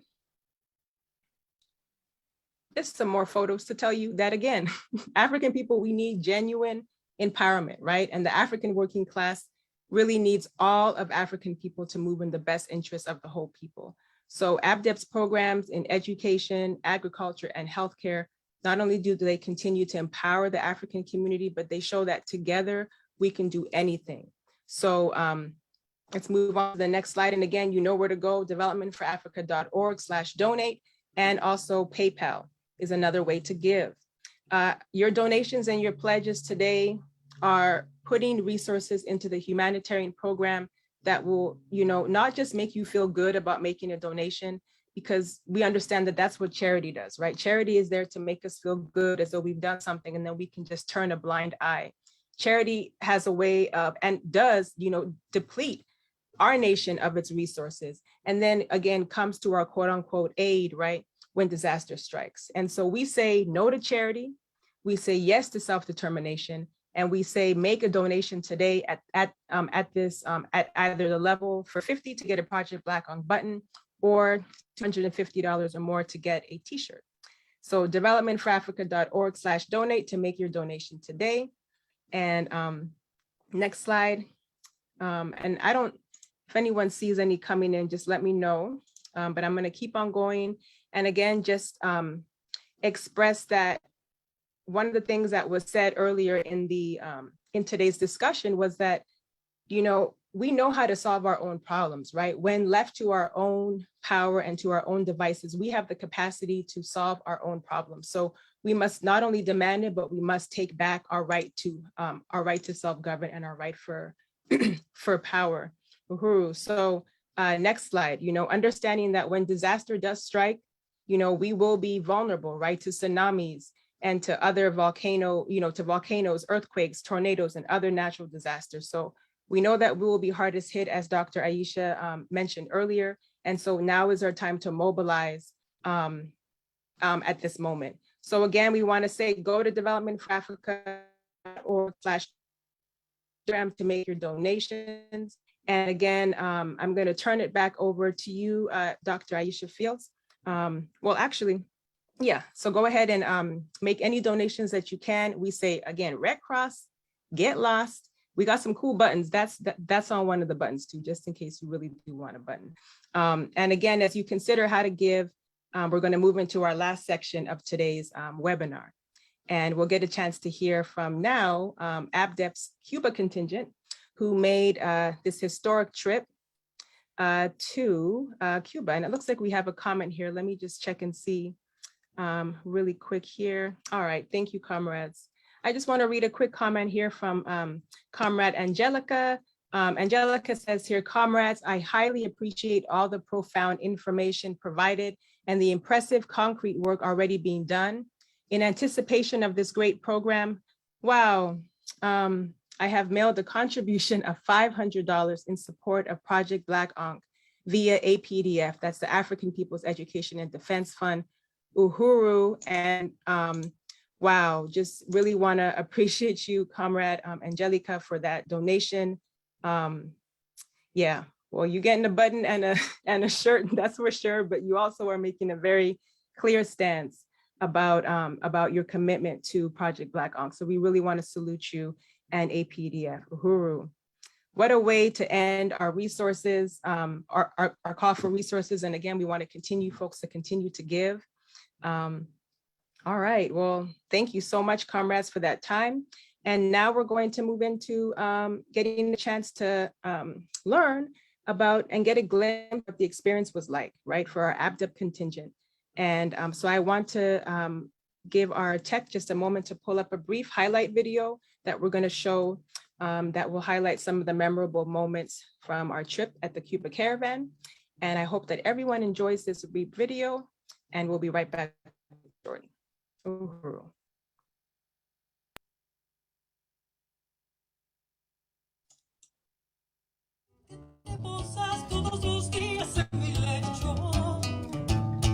Pájaro mañanero, pájaro mañanero,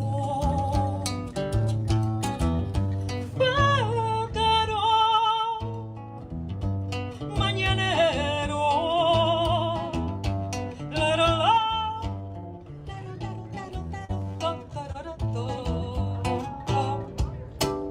pájaro mañanero, vuela y tráeme la noma de mi pueblo. My name is Aisha Fields, and I'm with the African People's Socialist Party.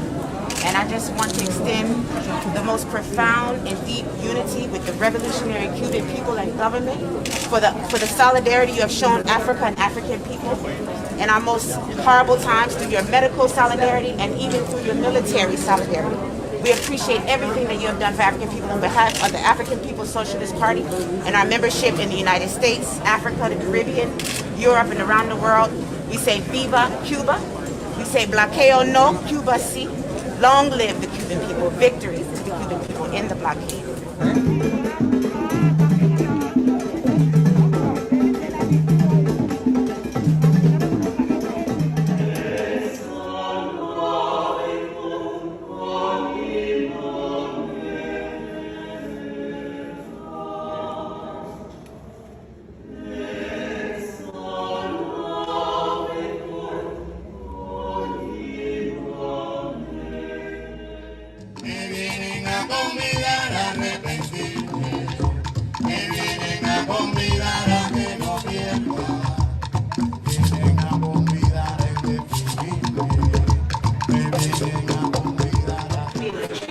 For 40 years, they gave black men in that community syphilis and monitored it so that they could see the effects. Monitoring for what? To see what would happen Just see how over time, how it how the affects syphilis us. would affect them.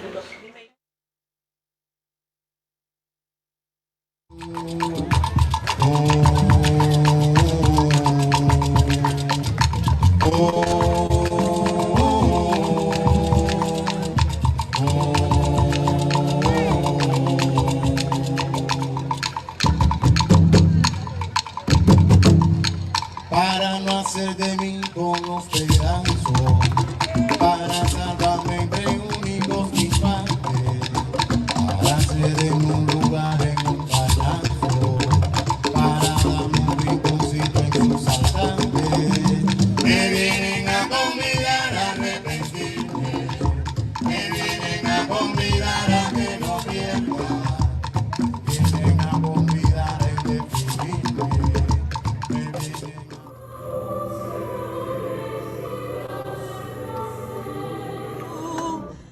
Happy birthday to you. Para ser en un lugar en un payaso, para darme un rinconcito en su saltante, me vienen a convidar a arrepentirme, me vienen a convidar a que no pierda, vienen a convidar a indefinirme, me vienen a convidar a tanta mierda.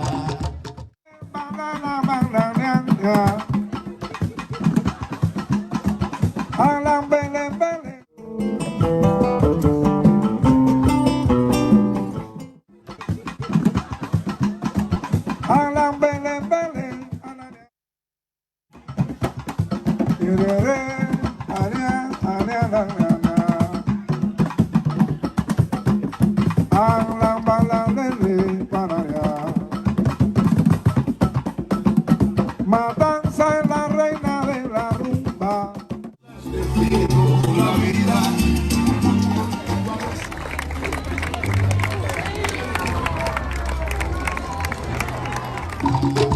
Cuando la revolución se venga abajo.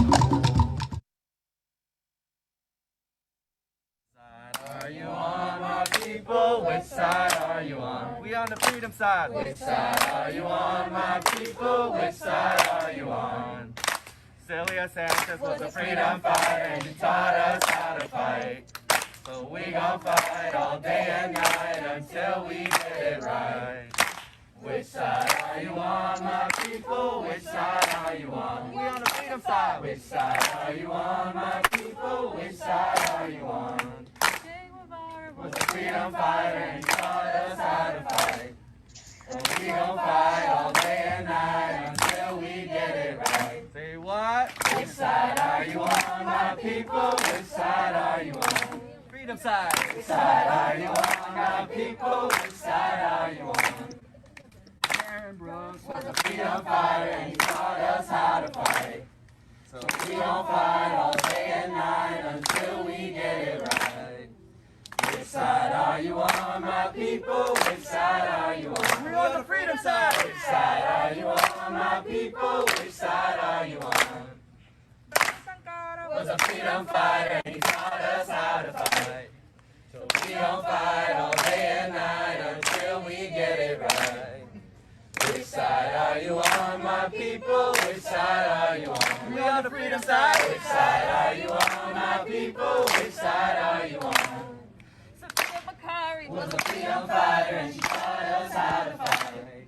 So we gon' fight all day and night until we get it right. Alkebulan. I'm a part of the African People's Socialist Party. Pájaro mañanero, ay, pájaro, pájaro, pájaro, pájaro, pájaro, pájaro, pájaro.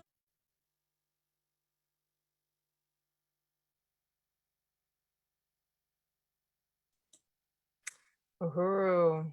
Wow. I could tell just that you had to be there. And also like just the energy and the love and the commitment to like really make something out of that trip. So I just really want to salute Comrade Chiwoniso for putting together hours and hours and hours of footage into such a short glimpse, and just really want to salute everybody who helped APDEP make that important trip. And for those of you who are just joining us right now, tonight's webinar is about APDEP's trip to Cuba for the 2021 31st Friendship Caravan. And before we continue, I just want to actually acknowledge a few more donations that have come in.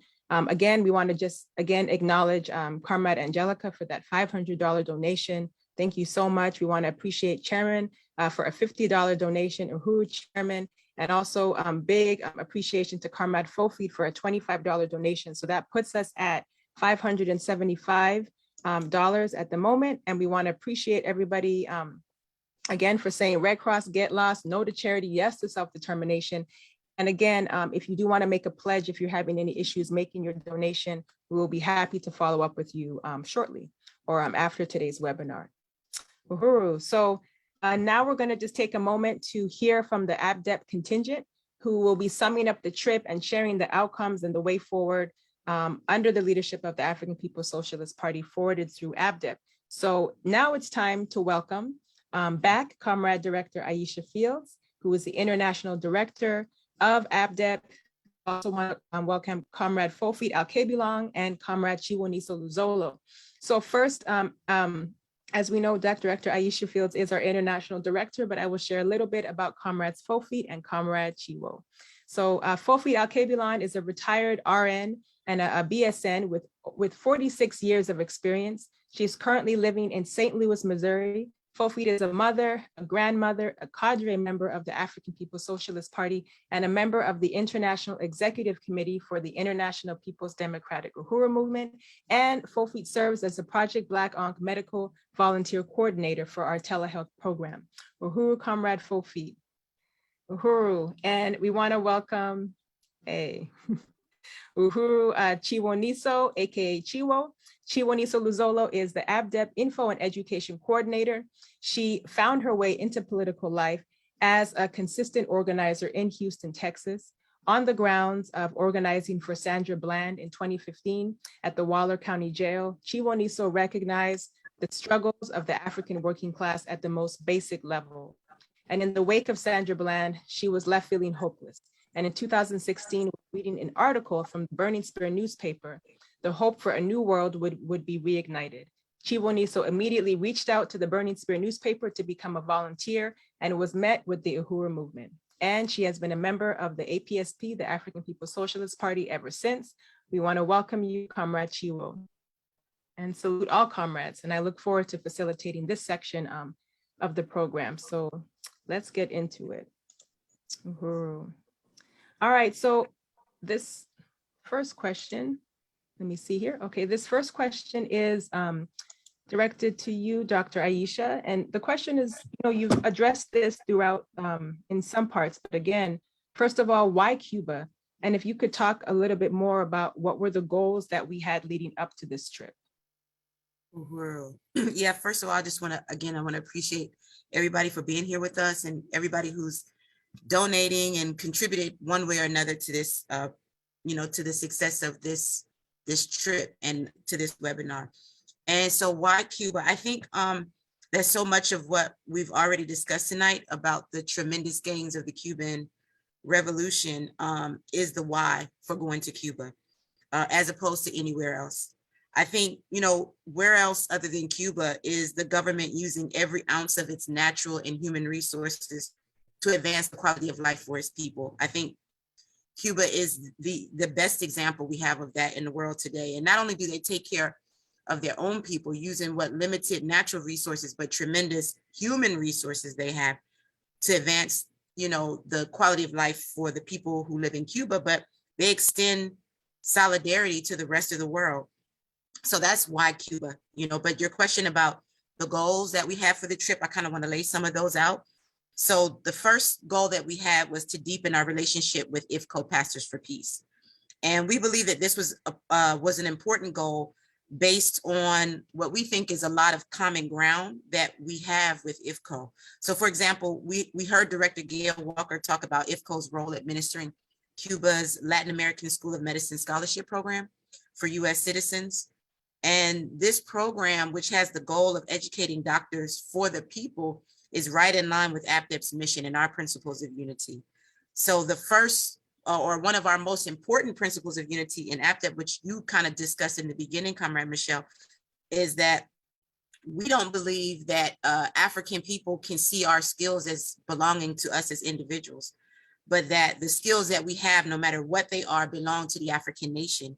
And who better to work with to build people-centered approaches to addressing the needs of the African nation than doctors trained in Cuba. So we believe that that's a really important relationship to consolidate, to advance that relationship with IFCO as the administrators of this important gift that Cuba has given. And a second goal was to connect with other people who were participating in the Caravan and establishing friendships for ABDEP and for the wider Uhuru movement. And I think we can see examples of that with Healthy Hood Chicago and with Palestinian Youth Movement and other organizations. We have comrades who joined us today in this webinar from Black Workers for Justice and other organizations that we've been able to connect with as a part of participating in this caravan to Cuba. We also wanted to promote the vision and mission and work of Project Black Ankh as the African nation's emergency response and disaster preparedness organization. We wanted to promote APDEP as a revolutionary strategy of the African People's Socialist Party to win dual and contending power for the African working class worldwide. We wanted to promote the African Socialist International, our chairman, Omalia Shatella, and our party's political line, and also our long history of solidarity and unity with the Cuban Revolution. And our primary goal was to establish a connection with Cuban medical personnel, government officials, community organizers, and others who were willing to help us to secure training for our work to build Project Black Ankh. And so the APDEP International Executive Committee and our Medical Programs Committee both held summation meetings to discuss in detail the outcome of this trip. And it was unanimously that we met every goal that we set for this trip and that it was an incredible success. So now I just want to show a couple of pictures because I want to talk about some of the wins. So those were our goals. And so we want to just kind of line it up with what were some of the things that we did do that contributed to us meeting our goals. So, so we made really important context for APDEP and for the party and for our wider movement through daily engagement with fellow Caravanistas, our Cuban hosts, and other activities like literature and tabling. So this is myself, Comrade Chiwo, Comrade Fofi, inside of the Martin Luther King Center there in Havana. If you could go to the next picture, please. Also here at the courtyard inside of the MLK Center where we had breakfast, lunch, and dinner just about every day. These are some of the comrades from Chicago, Comrade Hakobita, who is a pastor in Chicago who works a lot with the Mexican community, especially the undocumented community from Mexico in Chicago area. She's a powerhouse. And another comrade there from Texas, also working with primarily so-called migrant communities on the border of Texas. So every day we were engaging our fellow Caravanistas, having conversations, talking with our Cuban hosts. Next slide, please. Comrade Fofi was a part of the medical team. And so she was involved in helping to enforce the COVID protocols while we were in Cuba. Here we see her taking temperatures, and she was very strict. She played no games. She followed suit because the Cuban people are very disciplined people. I mean, people wore their masks every day. They understood the responsibility that they had to each other to keep each other safe. Notwithstanding the fact that they have incredible doctors and incredible medical system, and they've developed their own vaccines, but the everyday Cuban person was very disciplined in terms of how they move with respect to COVID-19. And Comrade Fofi was no different. She was right in line, making sure that temperatures were taken and that we enforced the COVID protocols of fellow Caravanistas while we were on the trip. Next slide. This is one of our Cuban hosts, Comrade Rospel, who is worked for ECAP, one of the government agencies that was one of the hosts of the caravan. Yeah, good brother. Here he is repping his APDEP and Project Black Ankh pins. So we appreciate it, being able to engage with our comrades there from ECAP. Next picture. We also took the opportunities that we had to do tabling, to talk to other people about the mission and work of the African People's Socialist Party and APDEP, and sharing copies of the Burning Spear, other literature around not only APDEP and our programs, but also of some of our economic programs of the African People's Socialist Party led by our deputy chair. So we took important literature that we shared and we did tabling while we were in Cuba as well. Next slide. This is just a picture of one of our literature tables. Next slide. We, I think it was really incredible, like being a part of this caravan, because it was organized by IFCO, but hosted by the MLK Center and the Cuban government. It gave us access to Cuban government officials, civil society organizations, and leaders at the highest level. And I think one of the highlights of our trip was participating in a closed meeting that we had with Cuban President Miguel Diaz-Canel. And here's a picture of our caravan members. The president is at the center of that picture there. And if you could go to the next slide, please. I think, yeah, I was really excited to have the opportunity to ask the president a question. I was one of a handful of people that was given the opportunity to do that.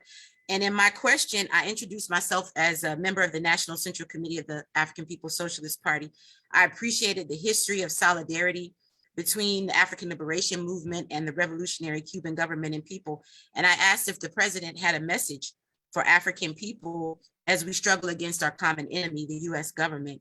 And President Diaz-Canel responded, recognizing the unities of our struggle and calling on Black people to keep fighting. So we really appreciate this. This is a picture that we got to take with President Miguel Diaz-Canel after that meeting we had with him. Next slide. So before I jump to this picture, I want to say, well, we can stay at this picture, but I wanted to say that the caravan had Cuban press with us the whole time. It was on nightly news every night, and we had an opportunity to participate in 2 press conferences, one at the beginning of the trip, which was shown in the video that we just watched, and another at the end. The press conferences gave us the opportunity to put out our party and our movement and our political line, and to express our solidarity with the Cuban government and people.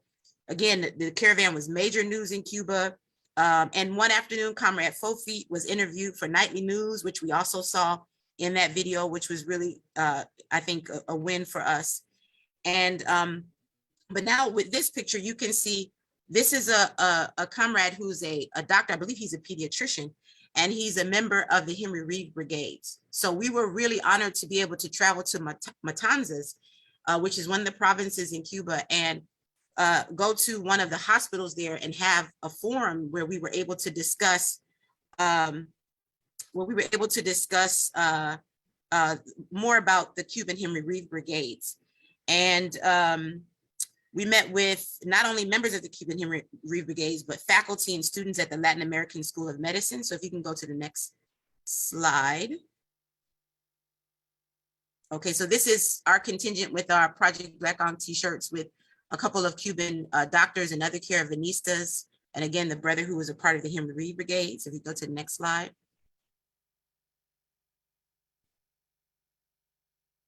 This is us in front of the ELAM, I believe. This is in front of the Latin American School of Medicine. So this is where we had an opportunity to meet with students who were given a scholarship from around the world to study medicine for free in Cuba. So if you can go to the next slide.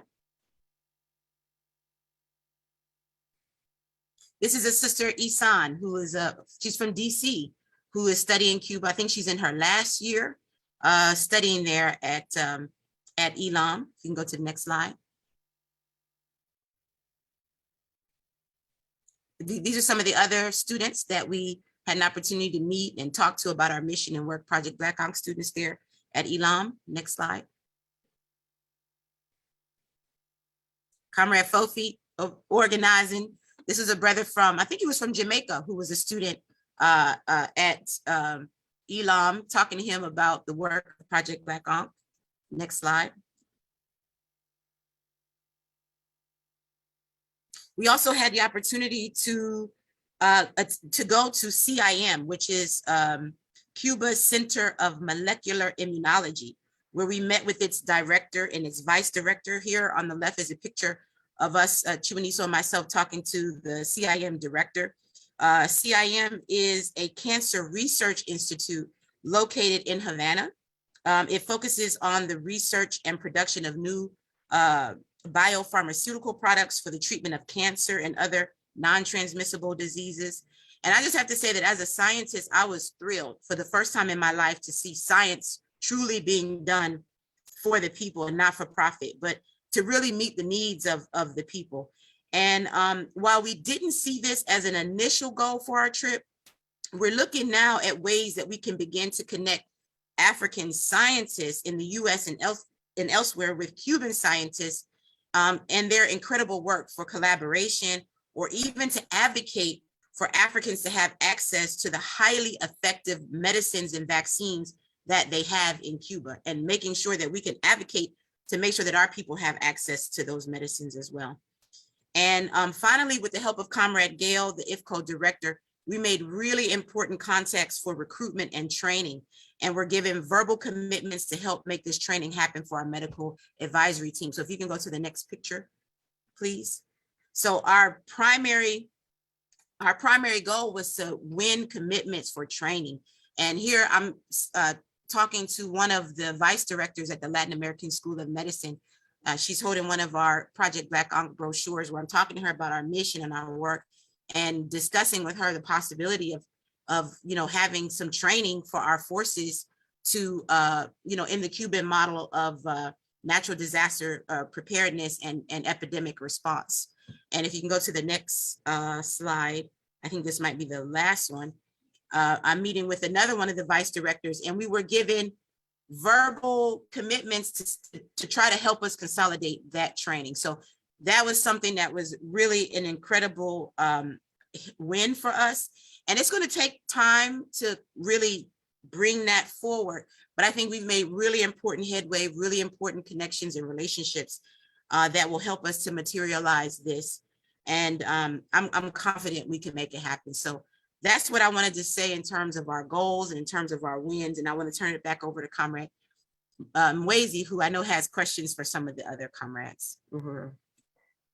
Yes, I do have questions, but I just have to say, we are winning. I mean, wow, really just looking at all the wins that we were able to accomplish, and just want to really salute you for taking the time to go over those images, Director. And yeah, so we do have some more questions, and we want to appreciate some of the donations that have come in. So we'll take a moment to acknowledge our pledges and donations in a moment. But I just wanted to ask a question for our other two panelists, Comrade Fofi and Chiwo. Just looking back at the video, can y'all just talk about like what it was like to watch it back? And then we have just a few more follow-up questions. Uhuru comrades, this is Fofi. And I was watching the videos and watching the pictures and reliving it. It was surreal.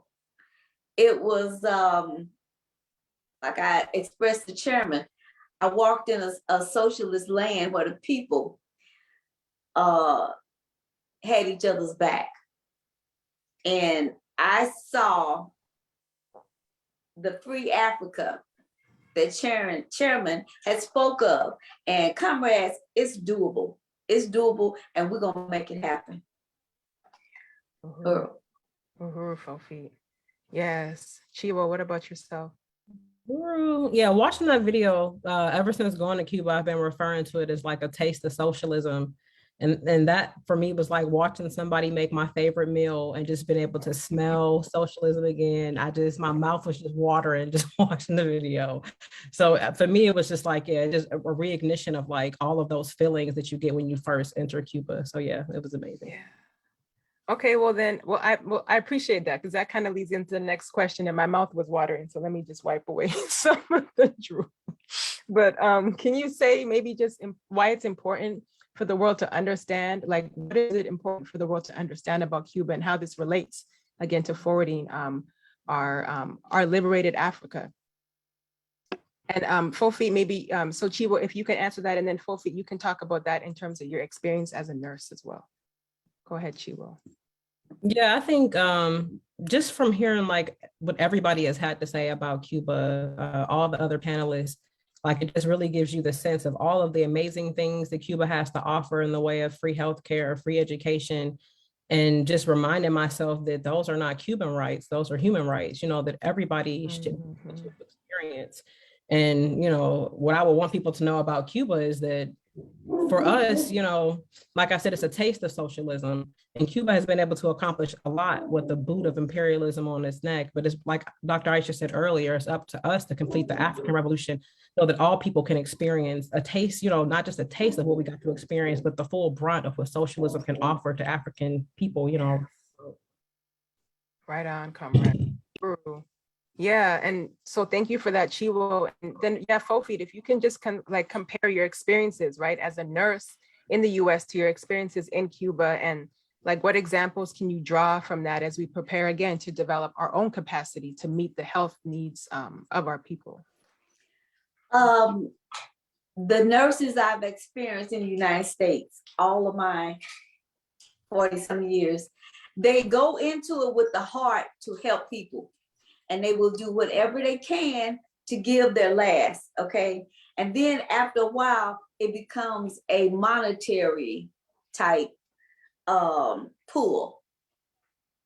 The nurses I met in Cuba, they had the same giving hearts and to heal and to help, but they believe in their government, and the people are united to bring help to each other. They've got each other's back. And the nurses have a special place because they know whatever they can do to ease pain and make life easier in that way, they do it without question.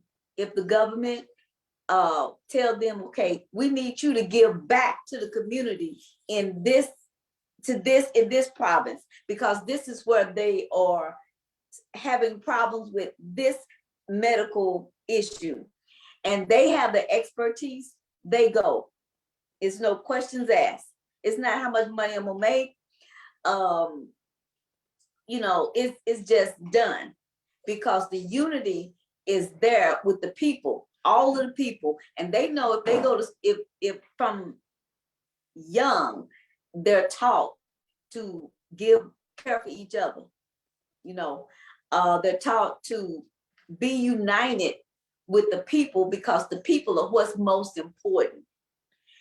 And whatever line of work or career they're in, they go back and they give it back to the community. They, not only the nurses, the doctors, the musicians, everybody give back to the community because the community is what's important, and it's more valuable than any money they could ever have. Sure.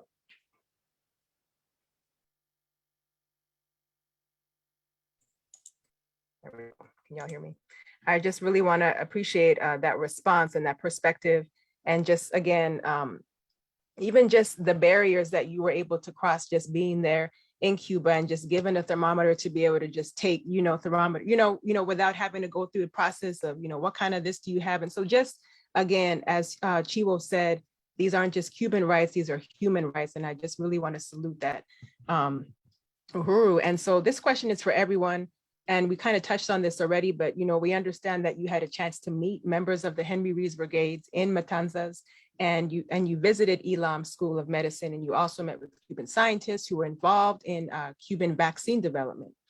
So how were these important in developing and advancing Project Black Ankh?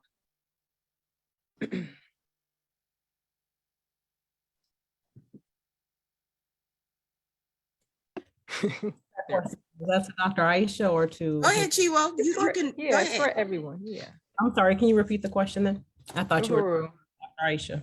Yeah, this is for everyone. So again, just after meeting the Henry Rees Brigades, and again, your visit to Elam School of Medicine and meeting with the Cuban scientists, who were involved in like the vaccine development, how are these just overall important to advancing the development of Project Black Ankh? For me, again, like Dr. Aisha was saying, like going somewhere where it was really like a people first method, and that's what Black Ankh is about. It's an organization that's by the people. We're people, we regular organizers in our communities. So it's that same kind of mission of, like we even heard Tanya talking about earlier, like Chairman clarified in the comments about, continue that mission of the African People's Socialist Party of bringing our programs to the people, and just seeing how in Cuba, they had a people response that was first and creating their own vaccines when they were shut out from receiving vaccines from other places, like just really being able to take on our own problems, because that's what Black Ankh is. It's us taking on those problems, making them, and creating solutions for those problems. And that's what Cuba did with those vaccines. And that's what was the most inspiring for me to be able to bring that back to Black Ankh, is to take any problems that we have and to turn those into concrete solutions and a way forward for our people. Right on. Yeah, when we're talking about disaster preparedness, it starts with, like we said, just having doctors in your community that come to you, right? So even just how the Cuban model, created just such a simple infrastructure to allow something like Project Black Ankh to develop and advance. So yeah. Okay, well, we have another question, and if anyone else wants to jump in, but this question is maybe more so directed to you, Director. But, what does this all mean, for ABDEP, for our programs, such as Project Black Ankh, and the goals of the African People's Socialist Party overall? I think what it means is that we're winning. I think that's what it means. I think concretely, the vision for what ABDEP and Project Black Ankh can learn from and how we can connect with Cuba has expanded.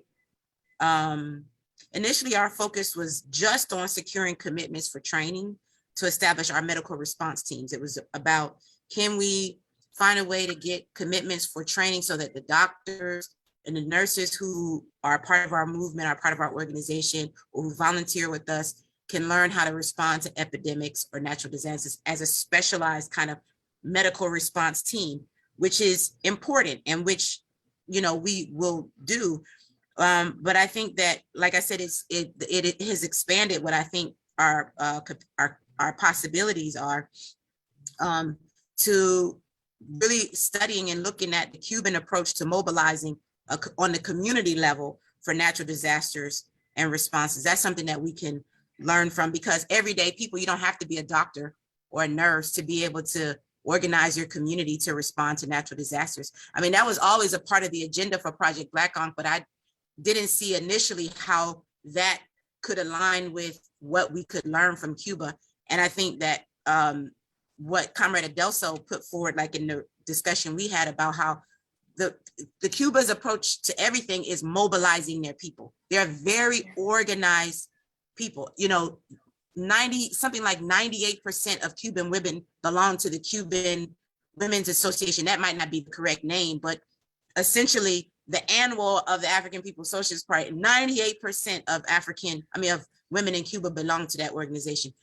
They're organized in terms of the youth. They're organized in terms of people who are, in the LGBTQ community. Every aspect of Cuban Africans are organized as Africans in Cuba. So they're a highly organized population. So when it's time to prepare for natural disasters or anything, they're already organized. You just have to mobilize the people, give them the training, and folks know what to do. And I think that's obviously something we learned as organizers in the African People's Socialist Party, but to see it carried out from the point of view of a government being responsible for that was incredible. And I know there's a lot that we can learn from that we can bring into our organizing around Project Black Ankh.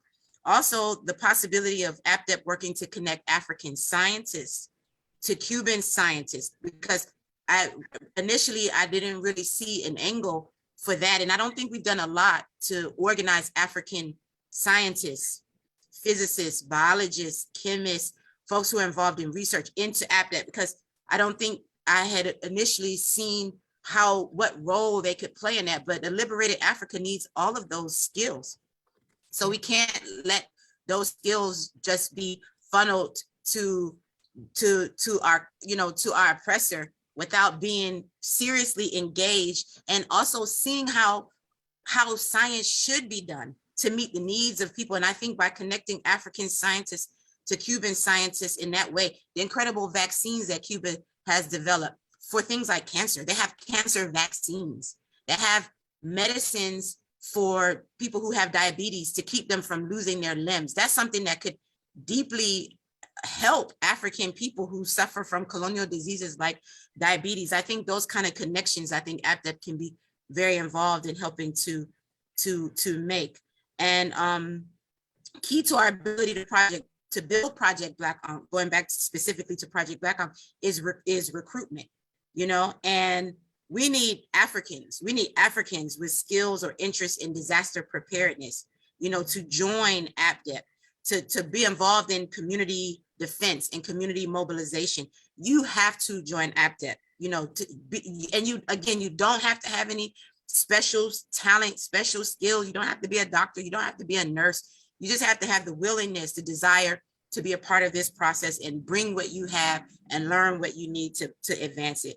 And I think soon APDEP is going to be involved in a process of building Project Black Ankh community response teams. That's part of like the next step where APDEP can potentially begin to build these Project Black Ankh's community response teams everywhere the Uhuru movement exists. And this process can begin almost immediately, and it could be deepened, it could be expanded as we get, you know, it could be perfected, but it can begin as, you know, now. And as the APDEP director, I'm committed to building Project Black Ankh. And I'm inspired by this trip that we took to Cuba. It really just adds fuel to the fire.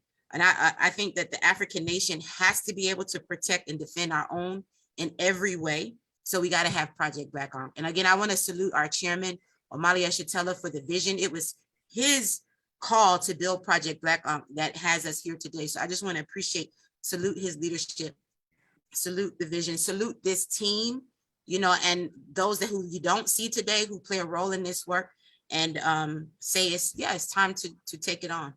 Uhuru. Uhuru. Wow. Thank you for that response, Director. And yes, I'm confident that under your leadership and with the mobilization of all African people, we can take this through to the end, to where we don't need a Project Black Ankh in that full capacity anymore, because we have developed the capacity to be prepared. So I just want to really appreciate this panel. Is there anything else anyone wants to say before we transition? Uhuru. Uhuru, this is Fofi. I want to say that on my way back from Cuba, it is our duty to take the responsibility, the health responsibility of every African and put it on our shoulders, because we are the ones that is our responsibility, you know, to bring the healthcare that we desire across the nation of African people, to liberate them, not only physically, economically, internationally, but also with healthcare. Uhuru, Fofi. Yeah, right on, right on. We're gonna see this through. Uhuru, comrades. Again, I just really want to appreciate everybody for that discussion. Yes, I see some comments in the chat just uniting with the purpose of the trip, with the outcomes and the wins and the way forward. So I just want to take a moment to again appreciate our panelists for such an informative and really inspiring discussion. And it's really clear how we are continuing to lead the way forward. And before we do, I just want to take a moment to acknowledge some of our recent pledges and donations that have come in.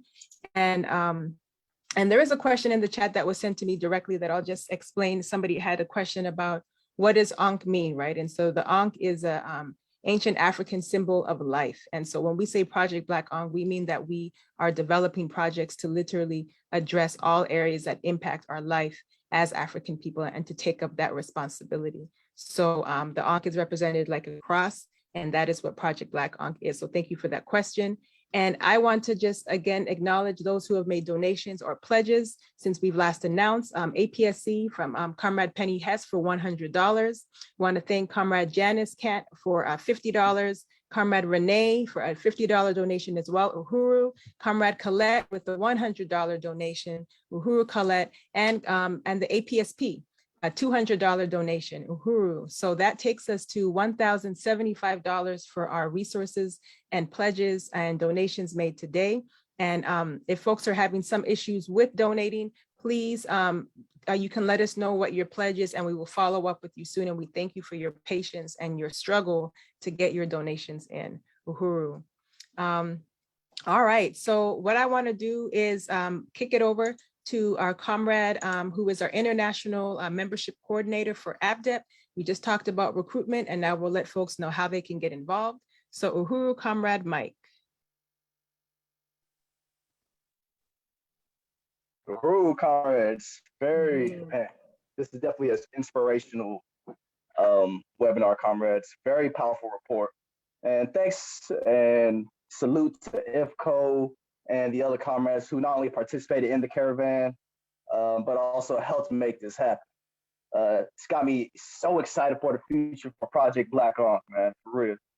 And now if you're as excited or even more excited than me and would like to participate in creating the capacity for Africans in disaster relief, or would like to dedicate or return your skills towards African self-determination and socialist revolution, even if it's unrelated to disaster relief, join ABDEP today. We can't make Project Black Ankh happen without a solidified cadre and membership who are action-oriented and deeply want freedom. So join today. Uhuru. So next slide, please. Should be the principle of unity. Uhuru. So these are our principles of unity. These are the principles that represent the stance in which ABDEP stands on that you must unite with before even considering membership. So number one, all African people, wherever we are located, are one people. Number two, the resources of Africa are the birthright of African people everywhere. Number three, African people need self-determination, not charity. And number four, any skill possessed by an African anywhere does not belong to that individual African. Rather, that skill belongs to and must be used for the benefit of the masses of African people everywhere. So if you unite with those principles and want to participate in creating dual and contending power institutions, including Project Black Ankh, then next slide, please. Join ABDEP today. And the best way to do so is go to developmentforafrica.org/membership. And next slide, please. Now, whether you want to join or not, but would like to show some monetary support, here are some ways you can show support for our work with Project Black Ankh.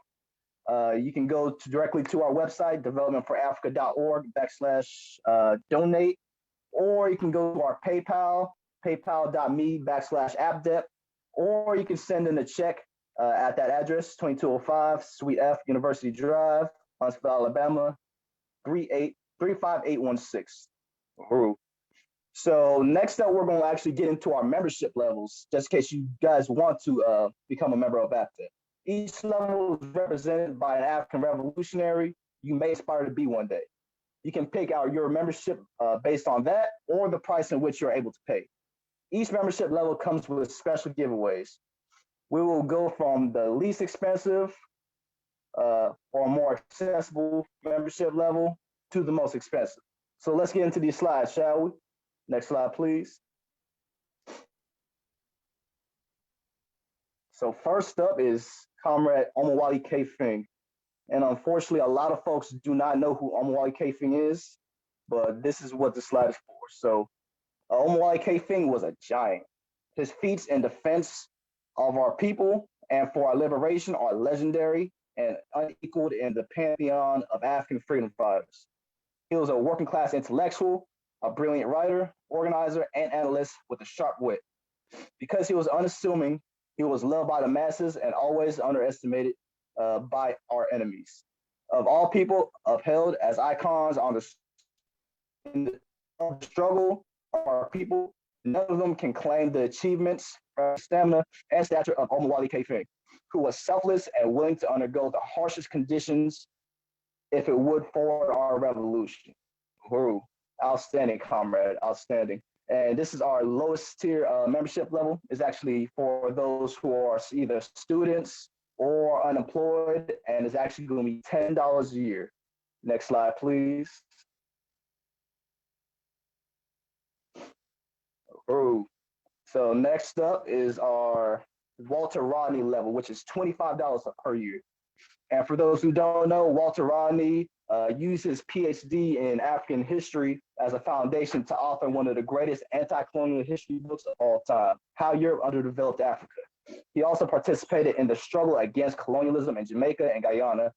And one quote from Walter Rodney is, quote, "All white people are enemies until proved otherwise." And this applies to Black intellectuals. All of us are enemies to the people until we prove otherwise. Uhuru. So that's our 25 per year membership level. Next slide, please. And uhuru. Our next membership level is our Ida B. Wells membership level, which is $60 per year. And for those who don't know, Ida B. Wells led a anti-lynching revolt in America in the 1890s. She also worked as a teacher and became a journalist who owned two newspapers, the Memphis Free Speech and Headlight, and Free Speech, writing on the issues of race and politics. And a quote by I.B. Wells is, "One had better die fighting against injustice than die like a dog or a rat in a trap." Uhuru. So that's our $60 per year level. Next slide, please. Uhuru. Next up is our $120 per year membership level, and is represented by Comrade Frantz Fanon, who was one of the most influential African writers on colonialism, liberation, revolution, psychology, and mental health. He was also a member of the Algeria National Liberation Front and the colonial struggle against France, amongst many other things. One quote by him is in quote, "Imperialism leaves behind germs of rot, which we must clinically detect and remove from our land, but from our minds as well." Ooh. So again, that's our $120 per year membership level. Next slide, please. And next up is our Queen Mother Moore membership level, which is our $250 per year membership level.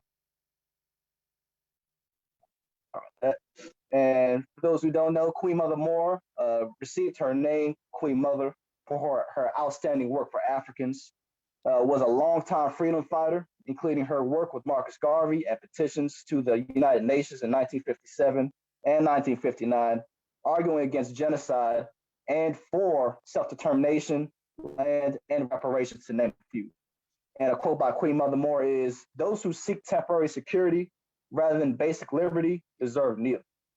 So again, that's our Queen Mother Moore membership level, and that's $250 per year. Group. Next slide, please.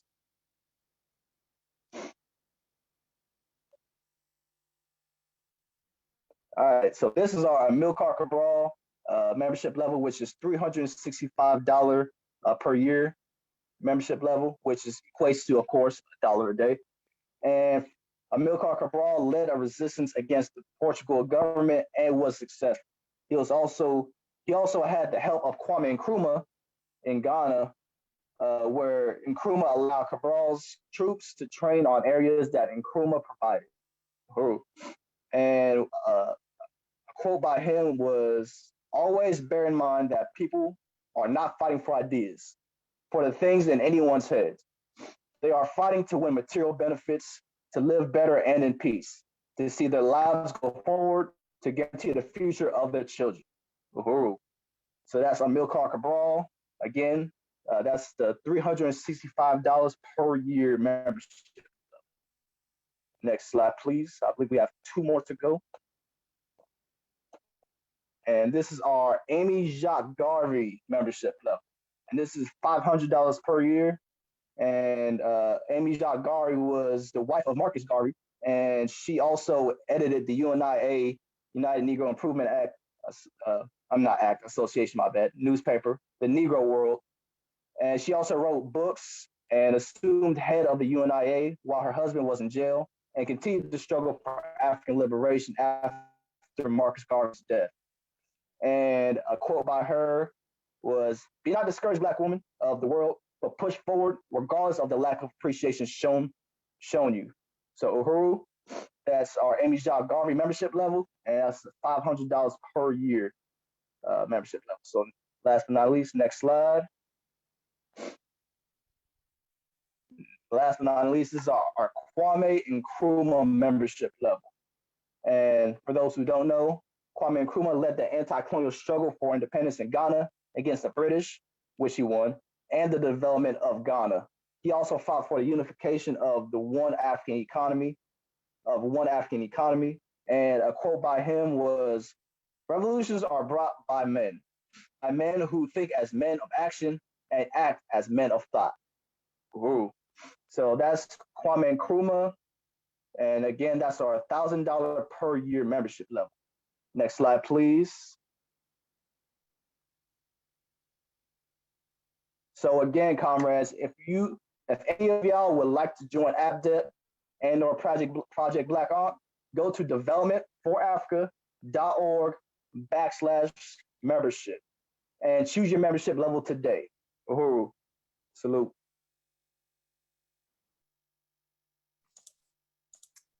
Uhuru, Comrade Mike, thank you so much for leading us through that membership. We hope folks are excited to return their skills and join ABDEP today. And again, I want to thank everybody who has stuck with us thus far on this very dynamic webinar for today. And as I just want to share that we have just a few questions, and it sounds like, we have really just gotten a lot of really positive feedback in terms of comments regarding how important this trip was and the dynamic work of ABDEP. So we are just going to transition quickly into the question and answer section. We have two questions, one which I have already answered, which was the question about what is Black Ankh? And perhaps if we want to talk more about that on any capacity, please do. But another question that we have here, comrades, is when is the next caravan? And I think Gail did mention this in the interview, but some folks have just come on a little bit late. So do we have that information? And does anyone want to take that on? I know that it's in July, but Okay. for more information about the caravan, I think you should go to IFCO's website, which if I'm not mistaken is IFCO, IFCO.org. I believe that's right. IFCO.org. Thank you, Dr. Aisha Fields. And does anyone have any questions? And I know want to acknowledge Brother Adelso was having some issues with your audio, and you stuck with us for all this time. And is there anything that any of our panelists want to add as well? So let's see if we can get your sound working, brother. We may not have success with that at this moment. I really want to appreciate Comrade Adelso. I'm really disappointed that we can't hear him. Maybe he can come back at least on the screen. Comrade Adelso, we saw his video pre-recorded presentation, and the reason why we decided to do that was because the US blockade against Cuba makes it very difficult for people in Cuba to have regular internet access to connect on things like Zoom, and we wanted to make sure that we could have his presentation here with us. And Comrade Adelso was very gracious and really excited about wanting to be a part of this live with us. So even though his presentation was pre-recorded, he was, here with us today to be able to answer any questions that anybody may have about Cuba or about the MLK Center. So I'm hopeful that we can hear from Brother Adelso. Adelso, can you hear us, comrade? I know he was having some difficulties just recently being able to hear, and it looks like we still may be having that difficulty, but I want to salute Comrade Adelso, and I want to really appreciate not only what he did for us today in terms of participating in this webinar, but what his camaraderie meant for us, those of us who participated in the caravan, his professional approach to translation, but his stance as a brother and as a comrade that and as a host that really made the trip very informative and enjoyable at the same time. So, Brother Delso, can you hear us yet? We see you. You looking sharp in your dashiki. You ready for the occasion? Brother Delso understood the assignment. It's just this blockade that's giving us difficulties right now. Okay, looks like we may still be having the same problem. So that's what I wanted to put forward overall. Yeah, I appreciate you just giving the just a little bit more background on the importance of Brother Adelso, and just the same way you're sticking with us in this webinar. I was seeing that throughout all the videos as well, your efforts to really push forward the work of APDIP and make it be clear the importance of the program. So, okay, so looks like you're connected to audio, Brother Adelso. Let's try one more time. And if not, thank you, comrade, for that message. Okay, well, in that process, I just want to acknowledge one more donation that we were able to receive. It was on Facebook with USM, the Uhuru Solidarity Movement. Those are our solidarity comrades. We want to appreciate them for a $100 donation. So that takes us to a total of $1,175 for donations and pledges for today's webinar. I just really want to appreciate everybody on behalf of ABDEP and Project Black Ankh for your commitment to forwarding this work. So again, we hope that those of you that are listening will continue to share this webinar with others. It's never too late to give or to support or to share what we're doing. But unfortunately, our time is winding down, and we do need to close the question and answer section and the webinar in its entirety. But we want to thank our panelists for deepening our understanding on the significance of the Cuban Caravan, as well as your respective works. We want to send a special thank you to Director Gail Walker of IFCO. We want to say a special thank you to Brother Adelso Moret of the MLK Center in Havana, Cuba. We want to say a special thank you to Lena Zaran Nasir of the Palestinian Youth Movement. A very big thank you to special thank you to Tanya Lozano, the founder of Healthyhood Chicago. We also want to thank again, our ABDIP and APSP comrades, Chiwonisa Luzolo and Fofi Alkebulan, and Dr. Director Aisha Fields of the All African People's Development and Empowerment Project. We encourage our listeners to check out all these important organizations, which we will include in the chat, so you can get more involved as students, as members, as volunteers, and continue to spread the word about these important organizations and the movement. We say Viva Cuba, we say long live Cuba, and we say all power to African people and revolution and vanguard of. Uhuru. Please, Uhuru, listen to me. Just give my contact information to people over there. And if they want to ask any question, to clarify anything, to keep on contact, please do it. Okay? Okay, thank you, Brother Adelso. What great timing. Okay, so we'll make sure to put that information in the chat and share it with our participants. Thank you so much. No, my pleasure. Uhuru. Okay, Uhuru. Uhuru, comrades.